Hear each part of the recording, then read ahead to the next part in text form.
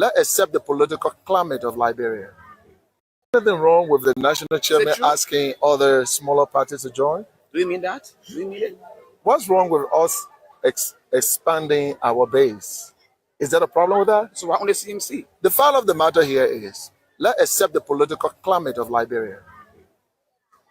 The fact of the matter here, since the end of the Civil War, there are only two parties that have governed this country.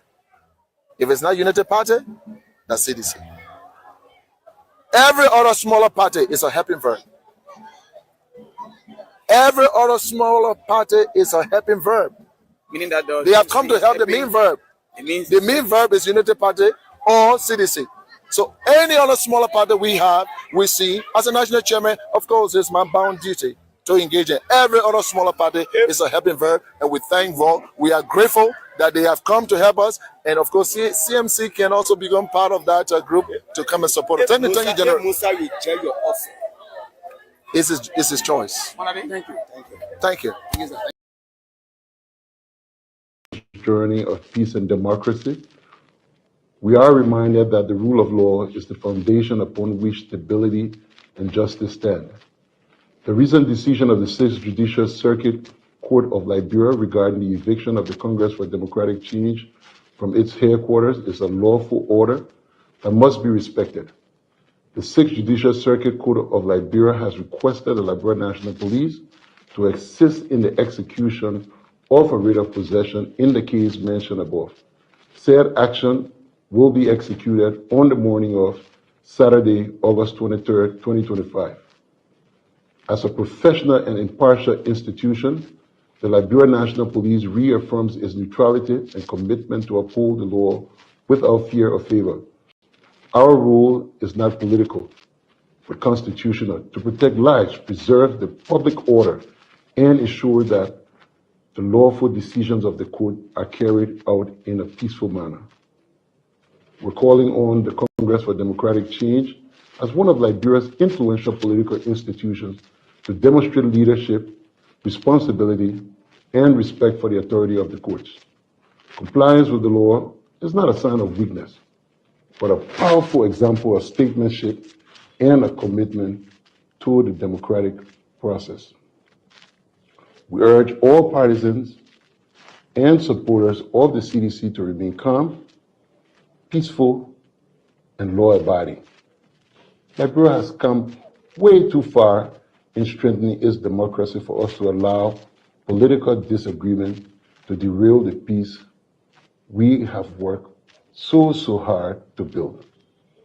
The CDC has played a central role in our nation's democratic journey, and it now has an opportunity to lead by example by choosing peace over confrontation, dialogue over disruption, and respect for the rule of law over defiance. Let us remember that upholding the rule of law honors the sacrifices of our past and safeguards the future for generations to come. Liberia belongs to all of us, and peace remains our shared responsibility. Thank you all.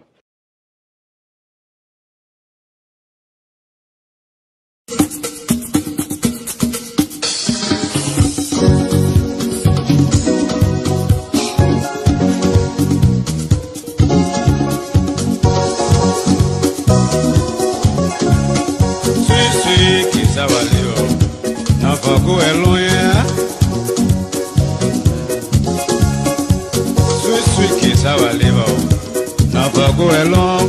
You take it from Peter today, Paul will take it from you tomorrow, mama. Sweet, sweet, living is sweet, oh, where the rich or poor. Why not pray for a long fellow? He can pray for a long life. As long as they live, you know, the better we grow. Power you find, it can make you heavy. It's just like a volcano, it way to capsize. Sweet, sweet kiss our liver, not for go along. He might be getting it, Mara Puja can eat it. Kesawali, oh, sweet Kesawali, oh. Now for go along. You take it from me today, oh, Paul will take it from you tomorrow, Mama.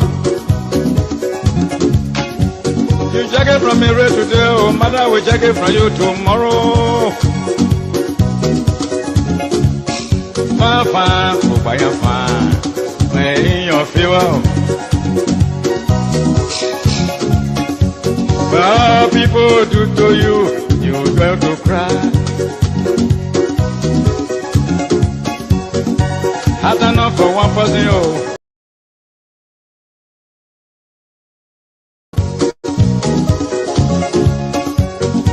After me is a lesson, yeah, brother, this I had. Sweet, sweet kiss, I will leave out. Now for go alone, mama. Human being can eat it, oh. The deer can eat it. Go I will leave out.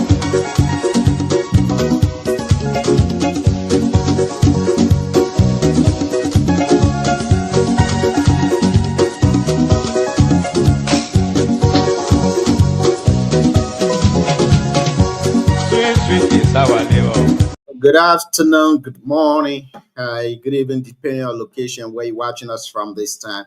My name is Junior Kawiopin. A pleasant welcome this evening to the Heat Tower here on BKS Television. On the Heat Tower, we say dialogue and not confrontation. We say words and not bullet. I mean, today's edition is going to be heavy to load here this pleasant time. Today is the 22nd of August, AD 2025. And of course, as always, we are here to bring you happenings around Liberia. And of course, events happening also outside Liberia too as well. My name is Junior Payne. And on today's edition of the show, we got a couple of stories coming up for you. The Liberia National Police is expected to aid Criminal Code C bailiff tomorrow to evict the Coalition for Democratic Change from their political headquarters. The ruling comes from the Criminal Code C in Monrovia that CDC no longer has ownership of that area, so they have to leave. We are expecting the Liberia National Police tomorrow to aid the bailiffs from the court to evict CDC from their headquarters. In that development too, newly inducted Chief Justice of Liberia, Justice Yamin Kwekwe Baisi, today returned to Nima County to celebrate his supremacy, what we call his leadership with the people of Nima County. He was heavily received by the superintendent and her entourage today at the Sokopa Welcome Gate in Nima County. Couple of that too, we will be having on the show here tonight. One of Liberia's talk show hosts, alcohol controversial Susan Gbangbe, will be our guest here tonight on the show. She will be telling us much more in-depth issues she's had with this government.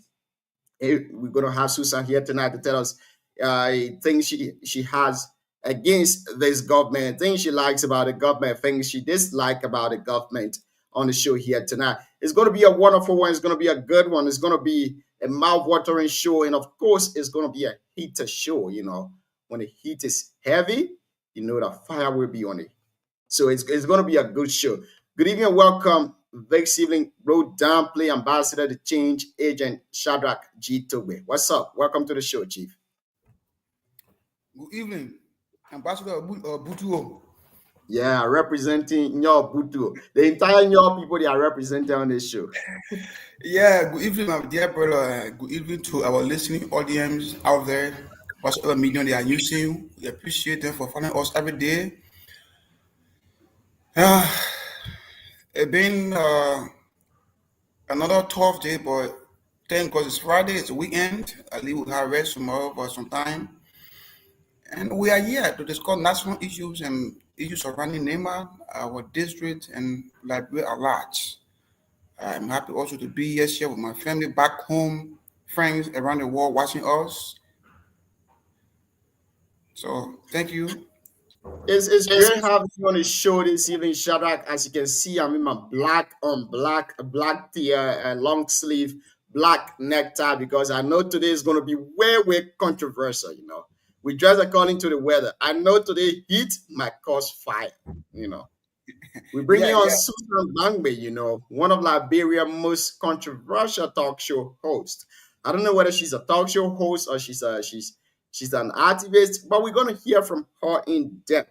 But again, as part of our headlines for today, the Ministry of Health bans Shisha in Liberia. If you know Shisha, you know what I'm talking about. Shadrach, the Ministry of Health bans Shisha in Liberia. We need to discuss this issue. Couple with that too, the chairman of Unity Party, Luther Tapper, he says all other parties that are being created currently, they are all subset to CDC or Unity Party. So, as chairman of the Unity Party, it is within his purview to go and lobby with the CMC to join the Unity Party. And he had a very lengthy interview with some folks today. We will be playing it right here to have our 1 or 2 cents on that. But again, my friend and brother Alfonso Wumba is here. Good evening and welcome to the show this evening, Alfonso. How you doing, Chief? I'm doing good. Good evening, brother. It's good having you on here, my friend. It's good having you on. We have another version of, should I say, Cece. Another version of Cece going to be our guest on the show, but she's unique in her own ways. So she's not Cece, but she's Susan Bangbe. Susan is going to be here tonight to tell us her dissatisfaction with this government. She's been writing a couple of things on social media. I consider her now to be a controversial person. When the Ministry of Health released their statement yesterday, I personally posted on my Facebook page that that was unconstitutional. So we're not going to take it. I personally will not take it seriously. But she wrote on her Facebook page that that is not the main issue. If the government of Liberia wants to fight drugs, they should go out and fight drugs, not to go attack Sisha. But out of that, a couple of things been happening in Liberia.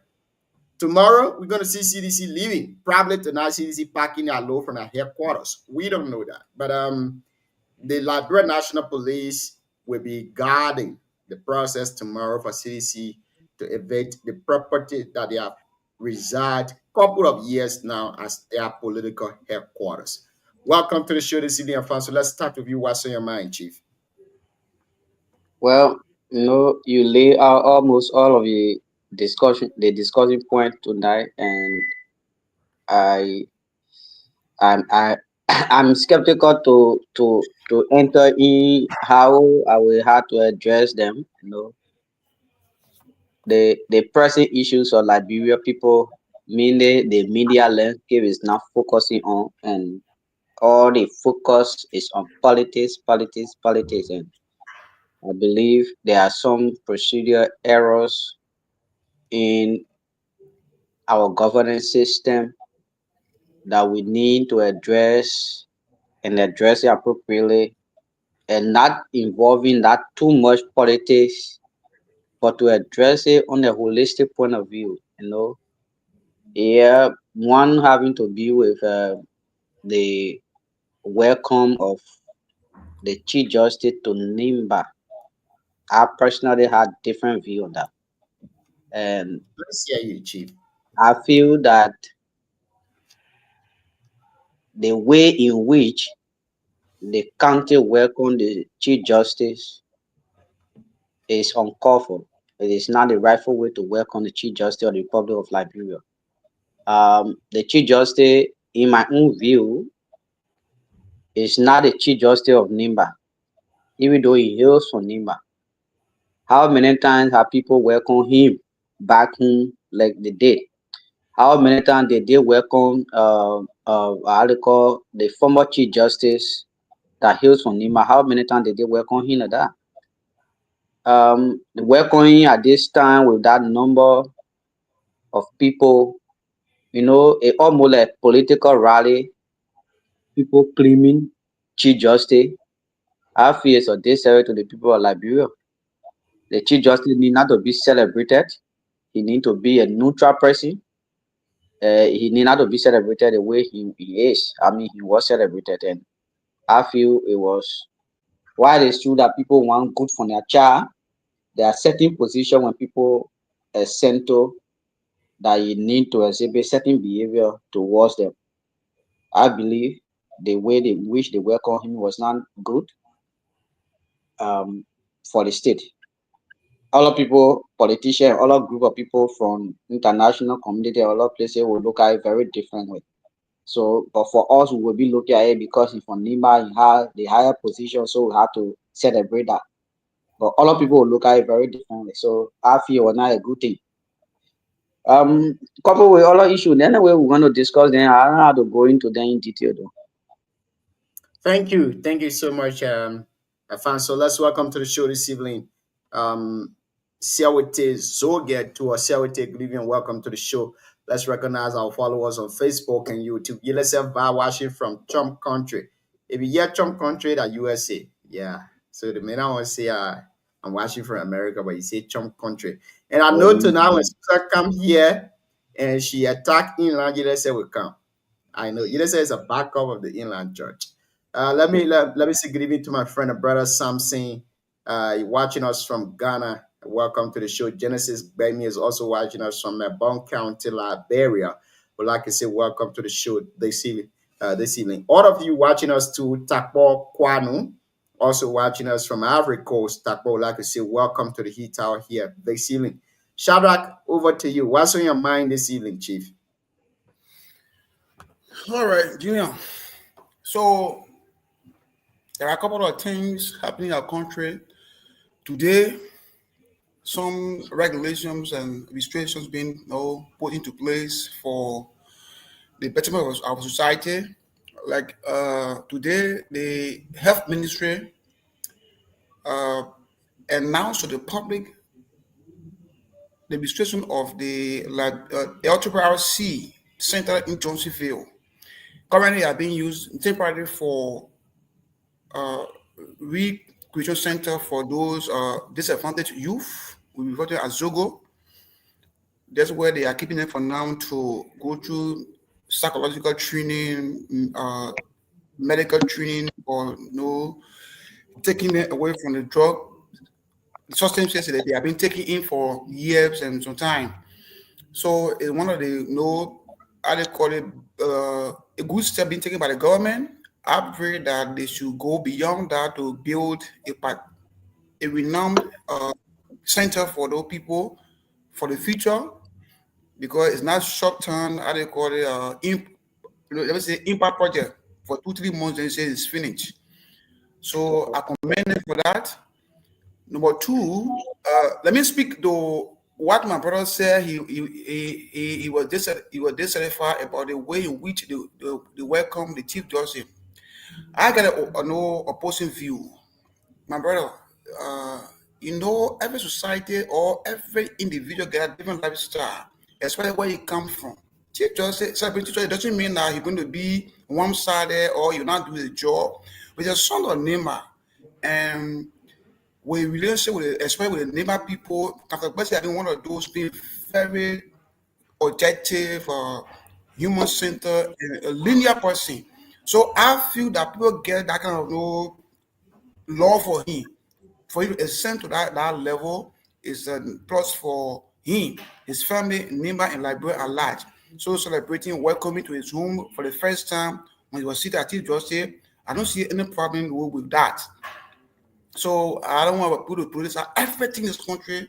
If D-Way coming back home to go Yale and D-Way put a minister, they know we're going to D-Way to say, oh, I was coming back to D-Way, minister of education. The way they celebrated him, I don't think so. So we shouldn't go like everything political. Again, we look at the investigation of CDC tomorrow and see what will be the reactions. And again, the police have urged them to be very cautious about their reaction, be peaceful. Police will guide them in the process. So I think that they can behave as good citizens and go by the way of the government and the law. Let them be peaceful. Thank you for now. We'll dive into the topics and we'll go on. Thank you very much, Shadrach G. Tobe. Thank you so much. Let's welcome to the show this evening, DK Wade. Always DK driving. At this time, DK is always driving. I don't know where he's going, whether to the gym or where. I don't really know. DK, welcome to the show, Chief. Where you heading to? Again, there's nowhere in the world I busier than America. America, you sit down, you're done. The thing about America is you get one bill, and that bill time passes. They either increase it. The worst one is with your mortgage or your rent. When you miss your rent, from the 1st to the 5th, they'll be giving you a grace period. They start eyeing it up. Up to the 15th, when they invade you, you can't get your record done. You can't get anywhere now to rent. You either come in somebody's basement to manage. So America is the most busiest place that you have to run. This is the place that when you put alarm on, when the alarm come on for the first time, I get how you tell you know say it will come on for the second time, you have to wake up. And so here we had to run. This is the only place that somebody don't give you money easily. But here we send money to Africa easily. Nobody can give you money because your emergency and urgency is not the next person priority. So that's it. When you see me running today, I always used to run because I used to be an Uber driver. You know Uber? I used to be an Uber driver. I did delivery before, so I know Uber. Okay, so I used to be an Uber driver. I used to be a very good Uber driver. So I love driving. I can drive. You know, that's 0-star rating. How can you be an Uber driver with that 0-star rating? They only get 0-star rating when you ride with black people. The black people feel when they pay you $25 and that $25 worth the car you're driving. When you pick your white person, whether they pay you $15, the first thing they tell you is thank you for picking me up. They appreciate you. They tell you everything. But when black person, you pick them on your Uber, they know that money they pay worth your car, worth your time and everything. So those are the ones that will get. They want to even eat in your car. They want to drink in your car. They know that all those things are prohibited. So thank you, DK. So that's it. I see. Where's that car? Your papa boy, you talking that car? You used to be blocking. Where's the car? They begin a been living life. I know they begin been living life long time. Yeah, that man father boy in car. The man in UMU a father boy in car. You can speak about the car though. Let's welcome to the show. You don't be our brother, man. Don't make people to me. Siawate, good evening and welcome. But before you come in, today Chelsea played her second game against West Ham United, and we are leading them 5-1. Why you not? Gio, why were you? Why we didn't talk about Chelsea first? You know, I'm a Chelsea fan. Right? I used to share from Madrid. But you know, when they beat Chelsea, children and the rest of my cousins will be laughing. So I told them, I'm not cheering for any other team. So I get two teams in the war. I get Nima, Labua, and Chelsea. I get second choice. Yeah, I got no second choice. I cheer for Nima, Labua, and Chelsea. Yeah, that's the mighty blue. Yeah, I mean, our boys are doing wonderfully well, man. I had to leave the game to come and moderate the show. But let's hear you what's on your mind this evening, Chief. Welcome to the show. But I know you, man. Thank you, Junior. Good evening to everyone on the show and folks in Radio Land. We want to say it's a pleasure to be back on this platform. D. Afonso Jr. and that of Sadra, it's a pleasure to be here. I mean, we just want to, personally for me, I want to appreciate the government for... Sorry, I'm muted? Yeah, you okay now? Oh, okay, sorry, I didn't even know. Yeah, so like I said, good evening to folks in Radio Land and to fellow panelists, D, Alfonso, and Sadrick. It's a pleasure to be back here. You know, there are a few things on my mind. We firstly want to appreciate the government for the step taking, as it relates to the drugs issue. Yesterday there were a lot of arrests done, and besides the arrest, the guys, the disadvantaged youth at King Gray, they surrounded themselves all in the political custody of those guys who surrounded themselves yesterday. And the president also appointed an interministerial committee, sectoral committee on the issue of these drugs. So those guys were taken to the LRRC site where in their word, they say it's a temporary shelter for individual with those sustained use. So it's not a fully accommodating area for them yet, but at least at that point, the government is making some effort while the committee is working. And as a matter of fact, the doctor who is heading our team as a mental health clinician or specialist, he's our brother, a very young, innovative doctor, Dr. Moses Zia, also from the Elam Church. I'm very proud of him. I must say kudos to him for the work being done at the Ministry of Health. So the government is making strides, even in developed countries, there are challenges and a lot of challenges of drugs. And it takes a country to really fight drugs because it's a huge cartel that require everyone hands on decks. So we first want to appreciate the government for the approach taking.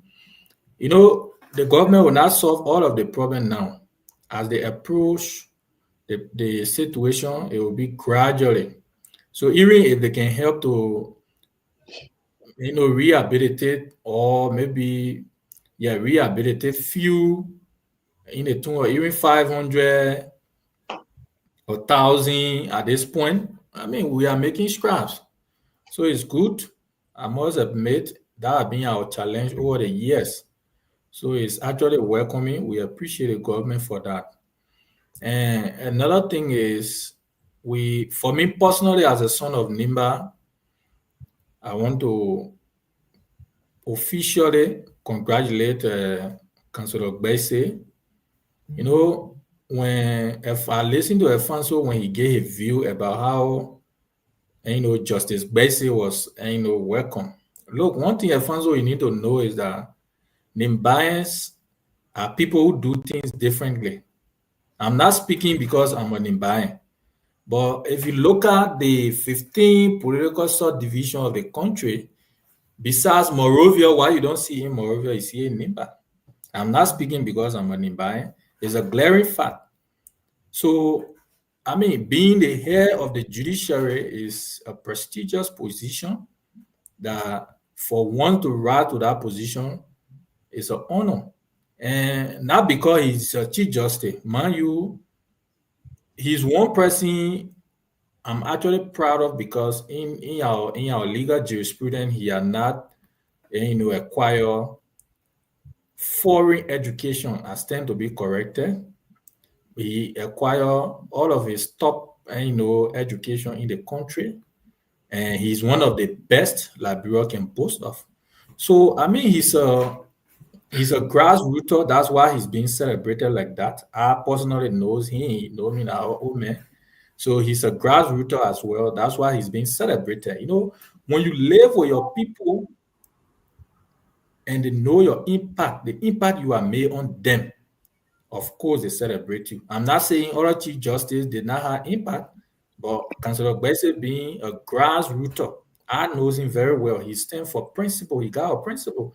And today, when they welcome him at the gate, he make it clear that he had gone the level the position he's going to serve Liberia. And he will make the people of Nima proud. Why it's true he's a Liberian, but he got a root. Nimbayans, I mean, we are hospitable people. We show to people, and you know what a person is. That's why you see during election, Nima vote the way they vote. That's our pattern. No one can take it from us. I can tell anyone. That being even from Jackson Fiat those days, it still stands to today. That's not politics though, but it's a form of sharing your own and making him to believe that you love him. If you don't do that, Alfonso, tomorrow, who knows? You could get similar position.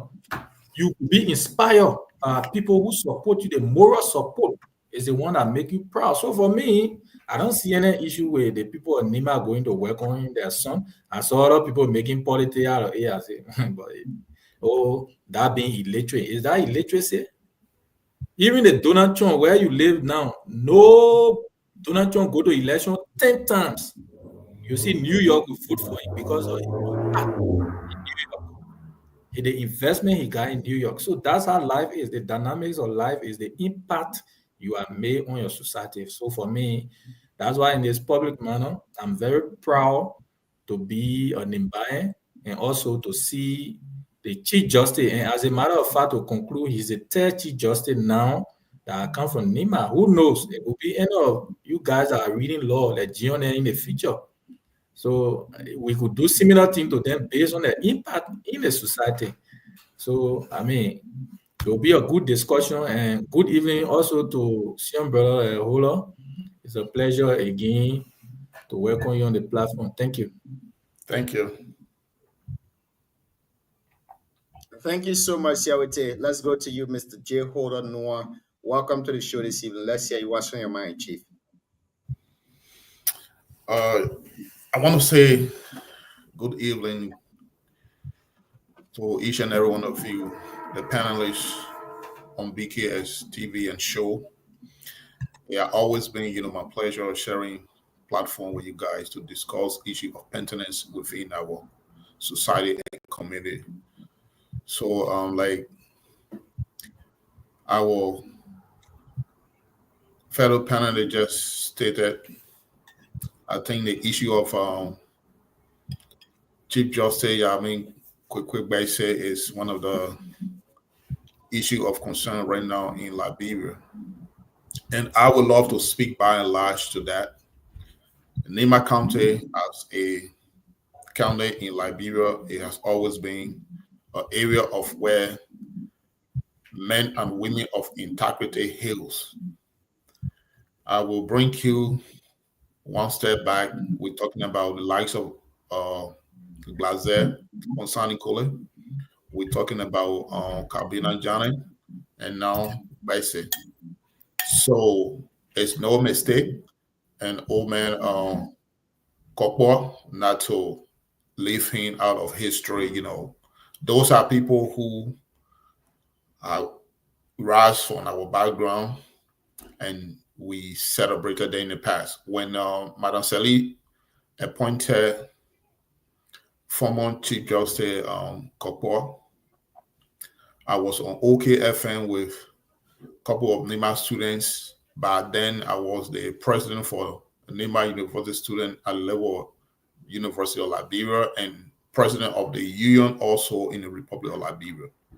We commend Madam President at the time for the preferment of our son, our father, our uncle, Kokwa at the time, because there are some appointments when you do in government, it brings sanity to our society. And the judiciary branch of government is no area that we will take lightly in our existence as Liberian. So more besides, bringing all these characters in the past and with present seeing Councilor Baise becoming, the Chief Justice of the Republic of Liberia, sitting on a high bench controlling the highest court in the land, is no mistake. Integrity in everything we do at every level plays a cardinal or pivotal role in our lives, because the life you live as a professional person, people are watching. And sometimes most of the recommendations, it don't just come from the president.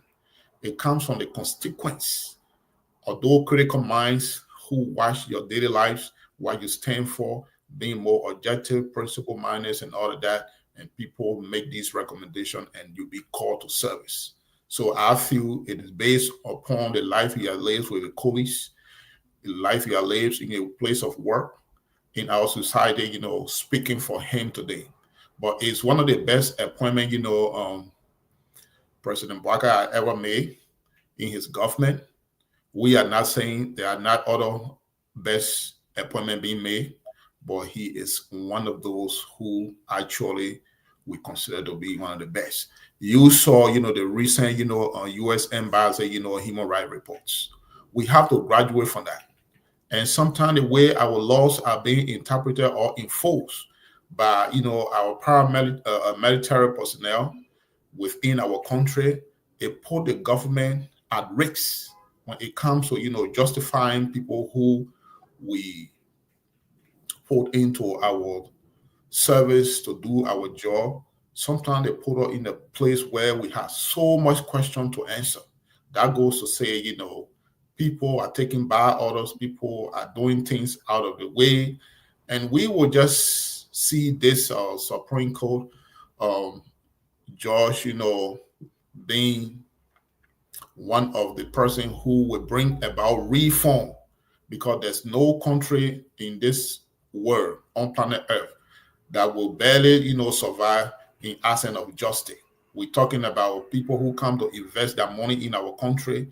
Every now and then we all yearning for direct foreign investment. All these people will need security. They will need a fair playing level field so that they can invest their money. I listened to Spoon Radio, the live show, a few days ago. American National was on the show, accusing some Liberians how he was duped. And all of these things cannot really augurs well for us if we don't have, a credible justice system. So I feel strongly that, with the new Chief Justice we have coming from Nima County, there will be, a reform to our judiciary process. Thank you. Thank you so much, Mr. J. Holden Noah. Thank you for your what's on your mind here this evening. Let's welcome to the show, Chris City. Chris, good evening and welcome. What's on your mind this evening, Chief? Thank you. Thank you, Gian. Thank you to all the panelists on the show, Messiawity and Virgin Holden Noah.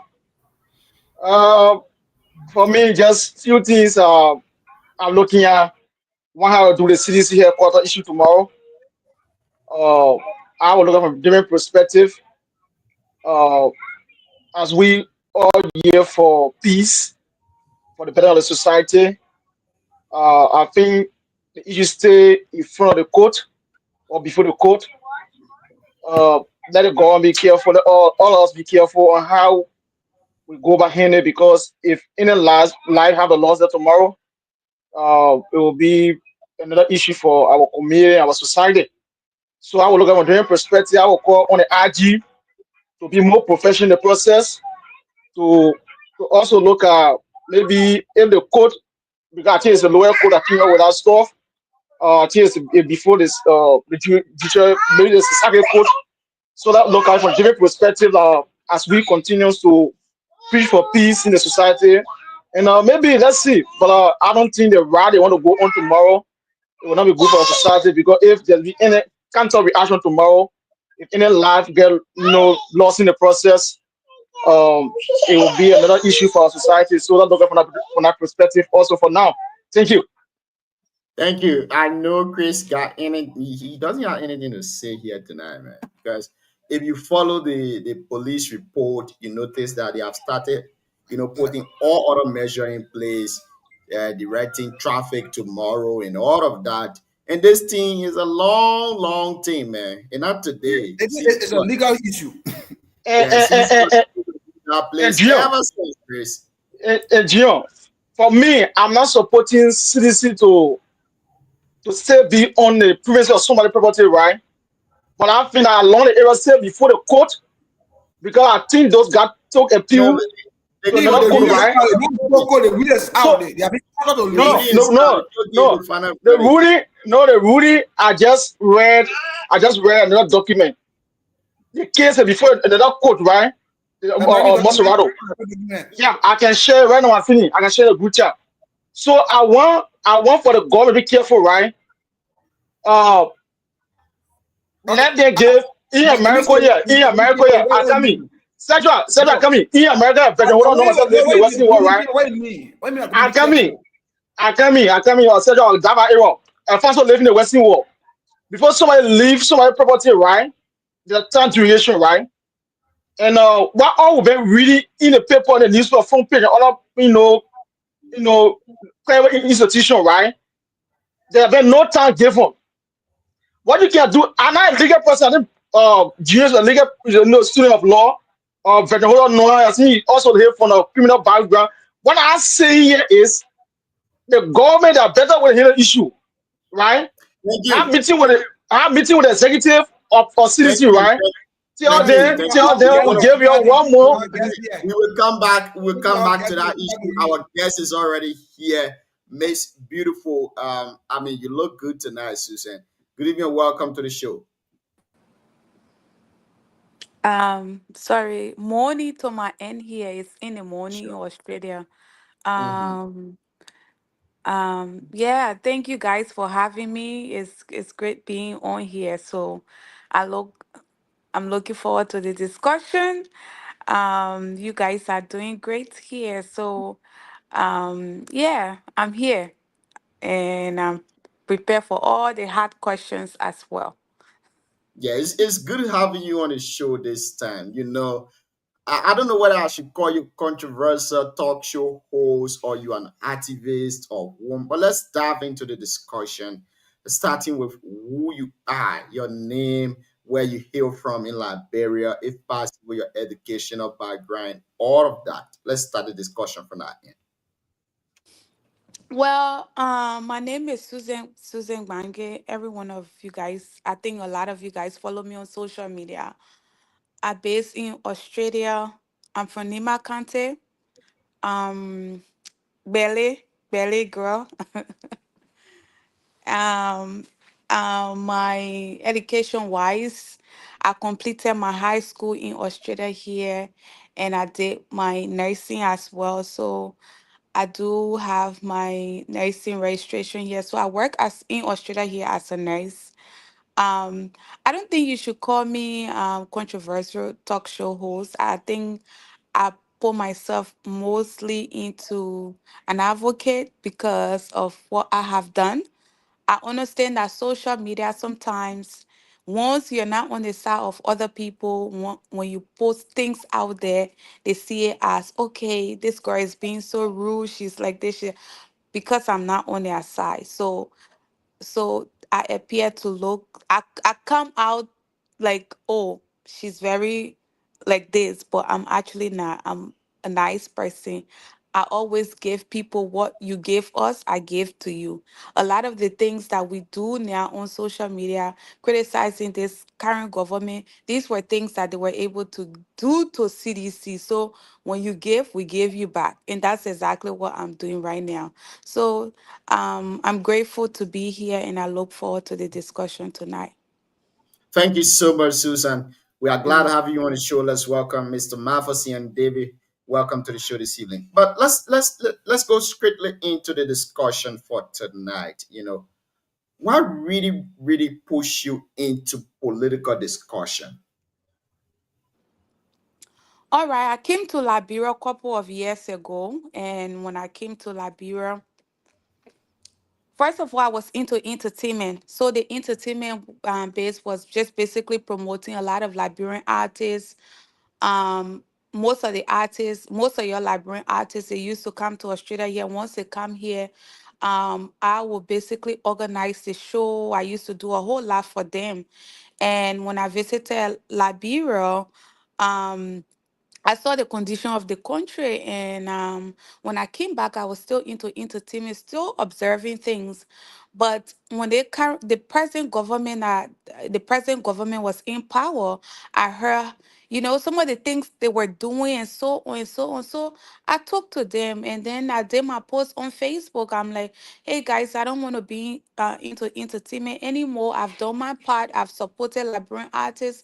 I invested energy and money into it. I think it's about time for me to, go into the bigger stuff, which is politics, which is discussing national issues. We need more women into that space to be able to burn the fire, to be able to, come for our leaders. In as much as I supported CDC, I also used to criticize them on so many things as well. So that was one of the reasons why I changed my space of entertainment. And for once, I wanted to do it to get more women into that space, because it has been always men. I was tired seeing men coming on Facebook arguing. I was tired seeing, everybody healing men. We needed women as well. And my Ellen set that example for us. So the great part about it, I'm like, okay, my Ellen did it, and she did it with just few women. But now we not just women, but we need young women my age, and the rest to also follow.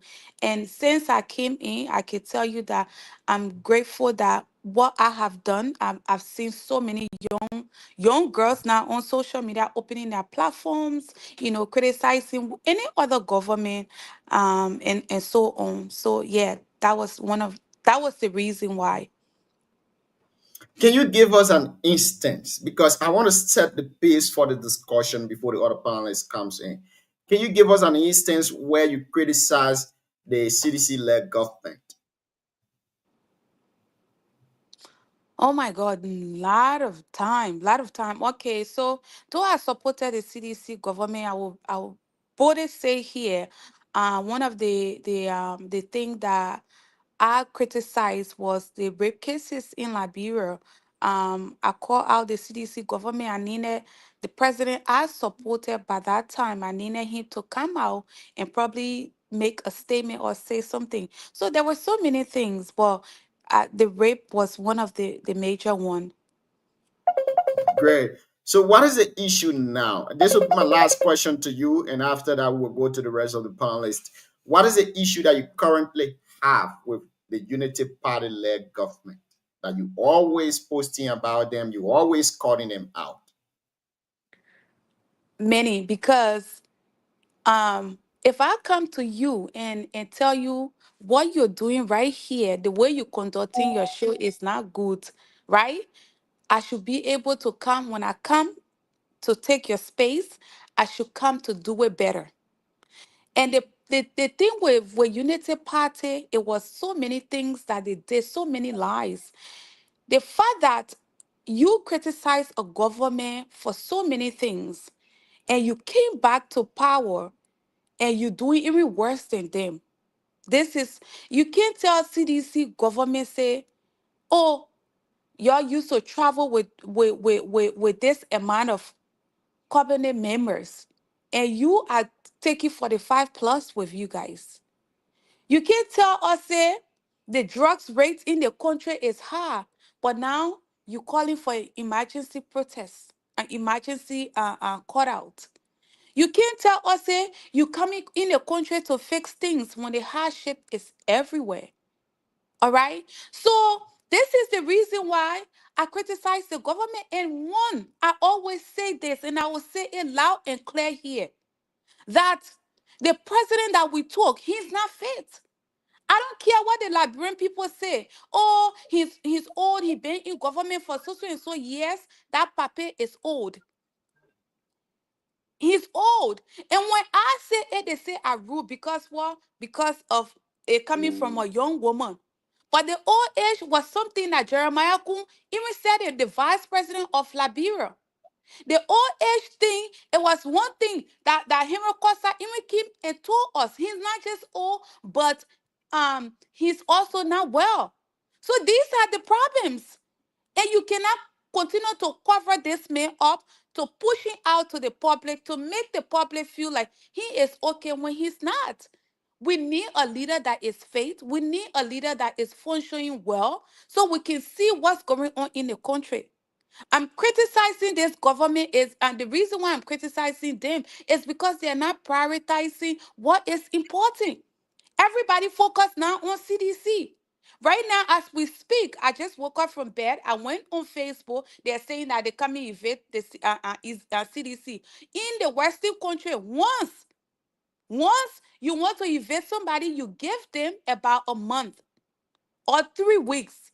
You just don't get up and go into that person's space and start taking their property out. We have so many things to focus on in the country. Right now, our youth are on the ground. They're dying from drugs. But the government, I see them as the most irresponsible government in the history of Liberia. The government saying they coming ban shisha. I don't smoke shisha. I don't even smoke. But how many young person have we seen on social media here now? Okay, the person died from shisha today. And are drugs. So why are they diverting our attention from the main thing to put it on the most unnecessary? So there are so many reasons why I criticize this government. Thank you. I mean, you really speaking like a real Nima lady. Which part of Nima County you from? I just told you Belege. Which part of Belega? Because Belega is a whole big, let's say, district on its own. I try not to show my, the deep places because right now the Nima men they are on me everywhere. So Belege, we'll just leave it as Belege. Okay, great. So I'm going to stop you on the first round to ask you a answer your two questions to Susan. From you, we go to Siawete, Mr. Holder, and the rest of the folks on the show. Thank you. I don't know how to say Miss or Mystery. How you doing, Susan? I'm doing well. Either one, I accept it. Okay, because I had to professionalize your title, whether you marry or not. Anyway, you said Nima book, Nima Mene are there. There, my man DK way. But again, let me get to my question. Many a time the opposition politician will always try to criticize government, criticize people or institution. Not taking into consideration the the how to call it, the answer to our criticism, or maybe let's say the solution. How has your criticism, impact the lives of the people of Nimba? I mean Liberia, not Nimba, but Liberia. With all of your criticism during George Weah time to this time, even though you supported the George Weah government, but you criticize them, how has it changed the people lives? That one. And the second question is, you're based in Australia. What has your own endeavor in the country you from that will change the lives of the young people that you're advocating for? Right. Thank you for your questions. First of all, I want to tell you that it has changed my what I have done on social media. It has changed so many things. Every time we criticize the government, the listing, there is a way that you see people behaving stubborn. They would list it in a very stubborn way. So let's say, for example, now I did, even though this is not about the youth of the nation, but when the president traveled out of the country just recent time, the coat suit he wore, it was oversized. It was big. And the coat suit he wore, it was not iron. Once I came and reposted that picture, you go see your president in Japan right now. They put the most fat coat suit on him. All right, it's making impact.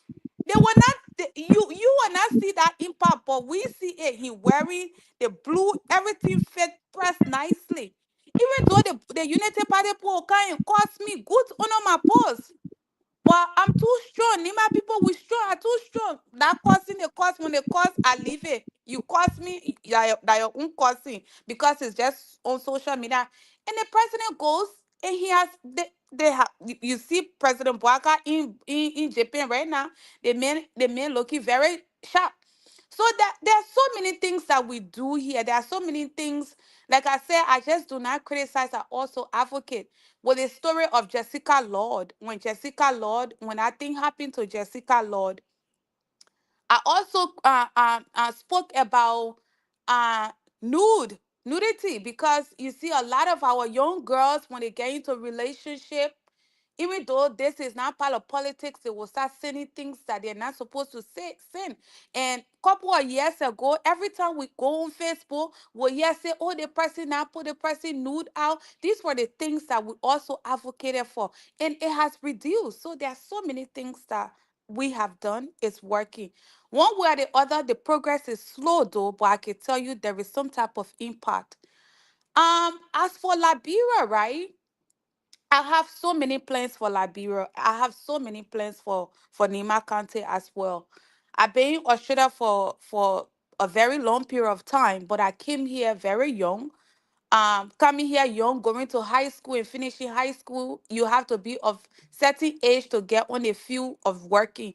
So for Nima County is my county. I've been actually looking for land and things then to start building things in Nima, especially Morovia as well. I spoke to a few people behind closed door. Morovia has been my target point. Um, I want to build. I'm actually planning to do something in Liberia in some years for now. I got planned. I don't just want to put it out here because I'm somebody that I like to work behind closed doors. So the plan here is, and I'm not going to tell you what I'm doing or what I have not done because of privacy purpose. I'm not somebody that boasts about things like other people. But the plan here is, I'm coming up with something for the blind people.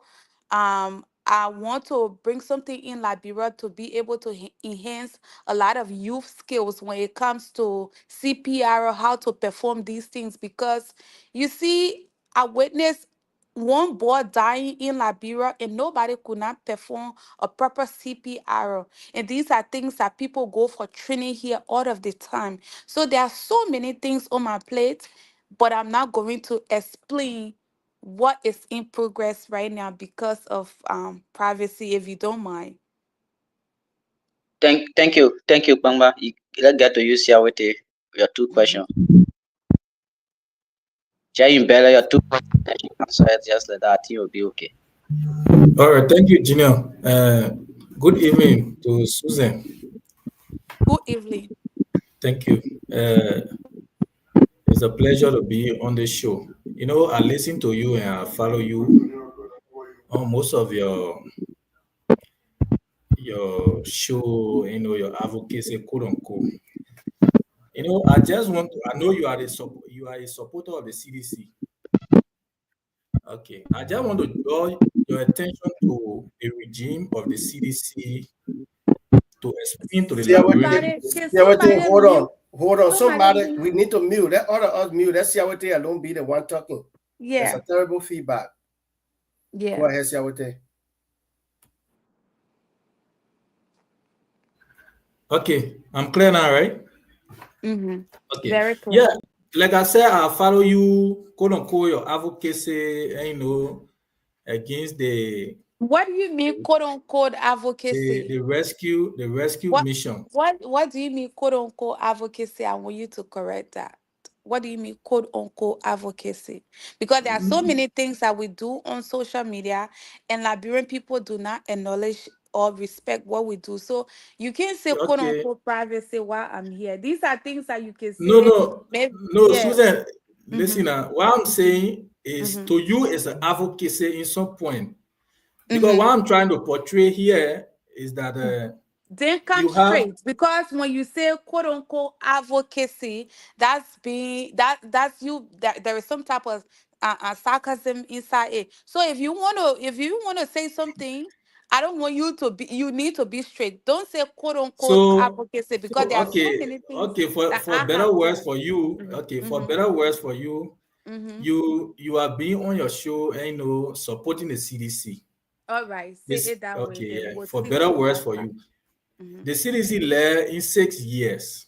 And I'm glad with all of what we went through, and in the past 6 years with the mop up exercise of the 25 million to money changers, auditors, anti-corruption, the 16 billion issue. And in fact, corruption accountability and lack of accountability was one of the hallmarks of the CDC. This government are just gone 1 year, I think 8 months now. So Liberian will ask where your criticism is coming from when this government are just gone, and 1 year, 8 months. It is just for the sake of criticizing the government, or you are giving recommendation.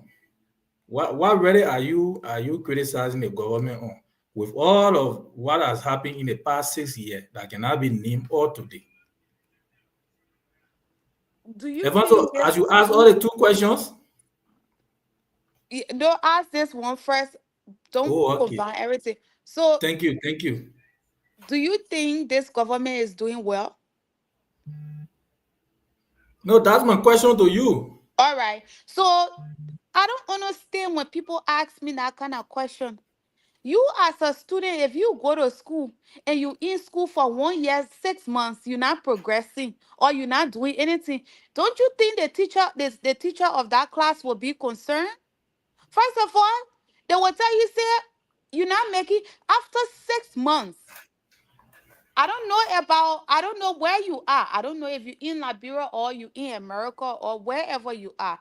But in any some country, if you take power, 6 months is enough for you to start making progress.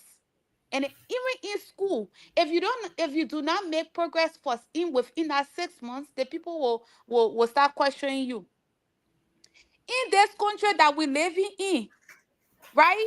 If you have to go for work experience, they give you some time for you to make that progress. If you don't make that progress, they take you off. So you clearly said this government has been in power for almost 2 years, and you asking me why is it I am criticizing this government with everything that has happened under this administration? My brother, that question you asking it's not even making any type of sense to me. I'm sorry. There are so many things they have done. You've been hearing about all the corruption in the country. You're not saying I and tell me say and the American people just came out with all the report they came out with recent time. They said the students of our country are not making any progress in school. Then you won't ask me why am I criticizing your government? It's not because I just have time on my hand, just because I want to come on Facebook and talk. There are so many wrongdoing in this government that I have seen within almost 2 years that we think the government is supposed to be on top of their game with, they have not done. So let's move on to your next question. Yeah. Anyway, you struggle answering that question, but it's where you want to answer.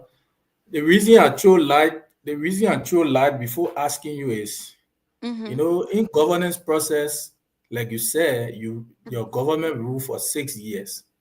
And I think in the history of Liberia, that was one of the government that was hugely, sanctioned by the Minisky in the United States. This government are going 1 year, 8 months, like I said. And you think they will not receive their own ascension? No, you don't preempt. You don't preempt. It should not be a dialogue. I just try to bring your mind to that. Now, another thing is, you come from Nimba, and you are a lady. And on your watch, your government, the CDC government at the time, Justice Janet was removed from his position, and you knew how he was removed. Do you see your government as respecting the rule of law? And at the time, what was your position as a female towards your fellow citizens? What year was this? Come? What year was this? Meaning what? No, I want to know your What year position you was made at the no? time. What year was what year was Janet removed? Janet, Uh-huh. Janet removal, I think it should be around Around 2019, 2020. 2019 to 2020. Because I'm speaking now about the rule of law. And you 2000. being No, an I was not. advocate. I was not into politics by that time. Okay, but could you get a view I can't give on you what on what I happened? don't know. I have to know what happened before they took that action. But I'm not going to say something on things that I do not know nothing about. At that time, I was not into politics. I was still into entertainment at that time. So I only speak on things that I know. At least I have more knowledge on. So I'm sorry, I can't say nothing much on that. You know, you made a position. Jim, I'm coming 1 minute. I think it's not really a question, but See how it is. Since it's not a question, I beg you. Let's hold you there. We'll no, come I'm back. coming. No, I'm coming. Jim, that's I beg, tell I us. beg you. I beg you, G. I know No, I you don't want to want make to some. be a dialogue now. Yeah, we'll come back to I you. just wanted to Let's, bring let's, something. yeah, let's protect our I guests. can You This is need not to speak a on protect what question. them. I do not know about. If I know Thank about it, I you. will speak on it. because it's something that drove Susan to the CDC, and Thank she's a you. politician. We are also Let's go looking to. at. I beg you. See how it is. It's We'll not come fair back to to me. you. It's not fair to me Yeah. at all. No, it's fair. We gave you 2 questions to ask. You asked your 2 questions now. Let's go to you, Mr. Holder. You have 2 questions. Thank you, Mr. Moderator. I think, Siawete, you have a lengthy discussion with our sister Susan. You had a photo of, and she came in with redress and all that. So how well do you want for the moderator to give you time now? All right, Susan, it's nice to have you on the BKS show. My name is James Noah. I hail from Anima County. I currently reside in the U.S. And I will have a few questions for you. For the sake of time, I will do it, one at a time, so you can have a full understanding to give us, a precise, answer. You are being an advocate says, and Hold up 1 second. So all of us panelists here, number 1, our names are here, the guest is saying it. 2, we need to ask our question under 1 minute so that the guest will explain. When we give more story, then the guest will not have anything to tell us. So the interview is intended for the guest. So that make you can even ask our question under 30 seconds, so that at least the guest will be the one that the audience will listen to. So can we please do that? You have all your time, go back to everywhere you started, but I want us to please do that so that we can save time. Thank you. thank you for your contribution. Like I said, Miss Susan, I have 2 questions for you, but it'll be one at a time, so you can have detail to go ahead and answers for the benefit of the public. Thank you for your advocacy's role within the leadership and under the stewardship of the CDC-led government. We witnessed a couple of financial experts being killed, and among them we have a female, the late Gifty Lamar, and that was some of the wrong things that happened under the CDC-led government. And there were other good things that CDC did. And I'm just trying to give you the 2 sides of the coins. Under the Unity Party administration, there were good things happening under Unity Party-led government. And there were bad things happening under Unity Party-led government. So you being an advocate, where do you stand when it comes to, drawing your analogy to provide information to the public? Obviously, once you are an advocate, you have to provide information, anything that is affecting the country. So I'm not going to bring the sugar and the tea. The things that are affecting the country, and that's exactly what I do, bring things that are affecting the country. So if anything, if you guys truly follow me, because I understand that Right now, it has been about, oh, Unity Party. So she criticized the Unity Party, she criticized the Unity. But I used to do the same with CDC. Anything to my knowledge, I have brought it out to the public. So the second question Mm-hmm. will be, I know you might have understood that from the Facebook posts and other talk show hosts, it is alleged, and I stand to be corrected, Mm-hmm. to be confirmed by you. Is there any lawsuit against you by prominent persons from Liberia? Yes, there was a lawsuit here. And what's the status, if you don't mind? Well, the court told us not to go into that, but it's something that it was true advocacy again. And if you give me the opportunity to do what I did or what I said, I will repeat that.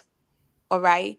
But we were told, the court gave us, email us not to speak on it on social media. So I rather not say anything. But I don't regret that. That's the only thing I can leave you with.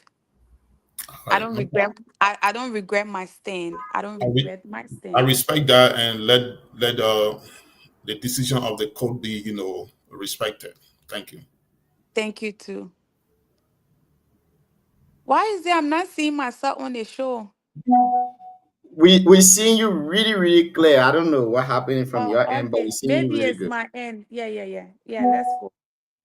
Great. Let's go now to Shadrach. Shadrach, I got two questions from you. We go to Mr. Maverson, from Maverson to DK, from DK to Grace to Lorena. Let's hear you, Shadrach. All right. Thank you, Junior. And good morning to Susan. Good morning. Susan, thanks for your appearance, and we also welcome you as a sister from Nemba. We all here from the same side. We are all Liberians. My question number one has to do with the alignment of your profession as a nursing practical nurse and political activist.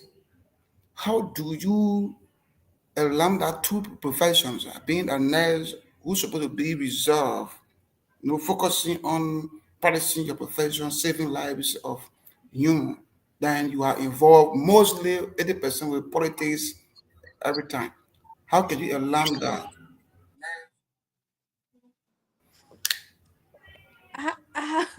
You know what? And that's what make me a superwoman, right?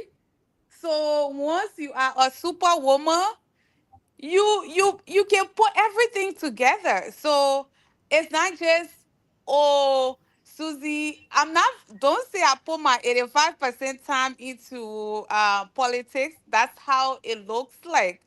But you see, a lot of time when you have passion for things, you will make time for it. I go to work here. I play my part. I pay my taxes. I've done what I need to do in Australia here, and I'm still doing it. Um, so being part of politics and being a nurse is it's a beautiful thing. I save lives and I love what I do. But then when it comes to my country, when it comes to Liberia, when it comes to the politics side of things, that's what I love. Like, after all, Australia is just where I'm staying at the moment. This is not where I'm going to be for the rest of my life. So anything that is about my country, I love talking about it because that's Liberia. So I'm not just going to put my focus on just the nursing aspect of things. Yes, nursing is my career, but then I still have passion for the politics. Sometimes you see, a lot of times, most of my posts I sometimes do on social media. I'm sometimes on my break. I do it on my break. All right. They'll be on Facebook costing me, but I'm making my money behind closed door here. So um 95% is, I would say 95% of my time is in nursing, and I think I put 50% of it into the politics. Just because you see me constantly on Facebook and posting does not mean that I don't have life behind closed door here. All right. I hope I So answered that question. Thank you. So my second question, no, is like based on your article, your involvement into politics as no professional person in to be particular in nursing. Now, I want to know how authentic your information can be, especially when you're talking about other no stakeholders or statement or information be given to public. When you are speaking about politics, where you are focusing in nursing, probably you go into where you're not listen to radio or social media, but then when you come up with information about others, from Liberia whatsoever, how authentic can you get your information or source of information before coming against somebody, which of course one aspect are leading to a lawsuit against you by information about somebody. How can you get information to authentic let me say verify information and then put it that way? How can you verify Very information fun. before you come to the public? All right. So, like I said, if it's not because of the court, I would have explained to you guys what happened with this whole lawsuit. The lawsuit case is not something that somebody came to me to tell me, oh, Susie, this is what was said. Also, these were the things I witnessed. These were the things that I saw. So, but I'm not going to go into that aspect of things. Once you are in the public and you have a platform and you have built a platform, people will give you information. Even people in the United Party, they will give us information. Don't just think everything is bread and butter. A lot of the things that I say on social media, it comes from within. It Uh, comes from within. okay, So, okay, Susan, please, yeah. can you please mute one of your devices here? Can you please mute one if you see yourself in the TV or what? You got a feedback. Oh, there is a feedback from my end. There is a feedback from my end. You are okay, Susan. Go ahead. Yeah. So I verify my information. We have people behind closed door that gave us information right in Unity Party. I have people, even with Jeremiah Kuhn, that gave me the vice president of your country that gave me information. I have people within next to the president that gave me information. So when you have a platform, you will not understand that aspect, because sometimes people just think, oh, we get up just to say things, or we just because we just want to say it. I do not just get up to post things on social media because I want to post it. There, even the old man Grisby that passed away recent time, there are messages, there are pictures, there are so many things that were sent to me about him. All right. And I was not just the only person on call. I had another person. So a lot of the times we receive information within. And when you have a platform, that's what happens, my brother. Once you come on social media and you start speaking against things, people will reach out to you. People will reach out to you to give you information. Thank you. Gino, go ahead. Thank you so much, Siawete. Now over to you, DK. Let's hear your two questions The way shortly. you busy, Siawete myself, Siawete. As Shadrick. Siawete is my brother. But Sorry. why we got so Nima people on their platform only for Nima? It's a Nima based platform, Suya. Don't get angry. Oh no, I'm not. I'm not angry now.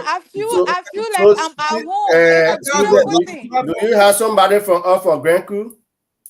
Very good. I don't have anybody for Grand Crew, but Are you waiting? Are maybe you we can waiting to be organize. a panelist here? No, She said no, for no. Nima also.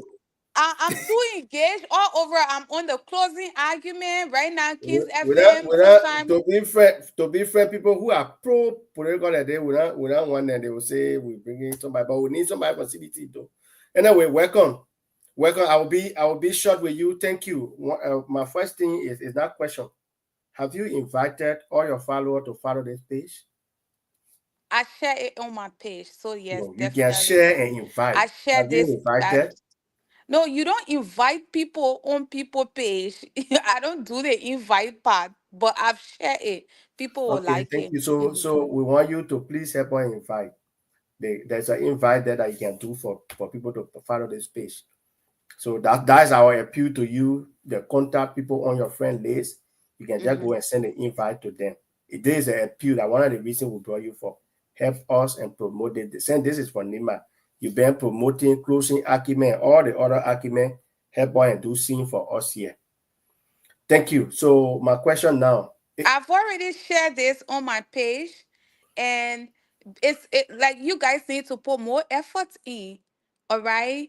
And sharing it on my page and inviting people is going to be, they will like the page, but the effort that you guys put in will make people to follow you guys more. So you're putting some effort, you're pushing when you come on live, ask other platforms to, share it in other groups. Every one of you guys here, you'll share it. So it's the effort. I've done my part. Definitely I will tell people to follow the page later on. I will definitely do that. We need to, support one another. Yeah, you see, all I plenty talking the Jenna is to just go on our invite and say, oh, my brother there from Nima, they're doing this, they're bringing Nima on the spotlight. You just invite people. I don't know how to because invite we not other see this. people's page. Susan, it took my one and the other. Yeah. So thank you. But Thank you. Down, you think I can speak the girl? I got my example. Don't think I can speak the girl. So thank you. Thank you. Thank you. The question, I sent my question to Jim and you brush over it. Most people, most of our followers have been asking, oh, Susan is very good. She's been an advocate for, well, which part of Nima is she from? I know you are from Bele. I was born in Bele. Where really you from in Nima and where you from in Bele? I told you, because of privacy purpose, I can't leak that information, but I'm from Bele girl. Like I'm from Bele. Is that you from Bele? Okay, thank you. So do you have intention in the future to seek any public office in Liberia, including Nima? Of course. And what will be the starting point? I'm already on the journey, Papa. Which one now, Mama? Which one you starting from? You want to be a lawmaker? You want to be gender minister? You want to be minister? I don't know yet. Whatever God, I try not to rush my life, but I give everything to God. But Mama, you just say you're on a journey, so I'm about to leave. So you say you're already on the journey. Can you give a journey?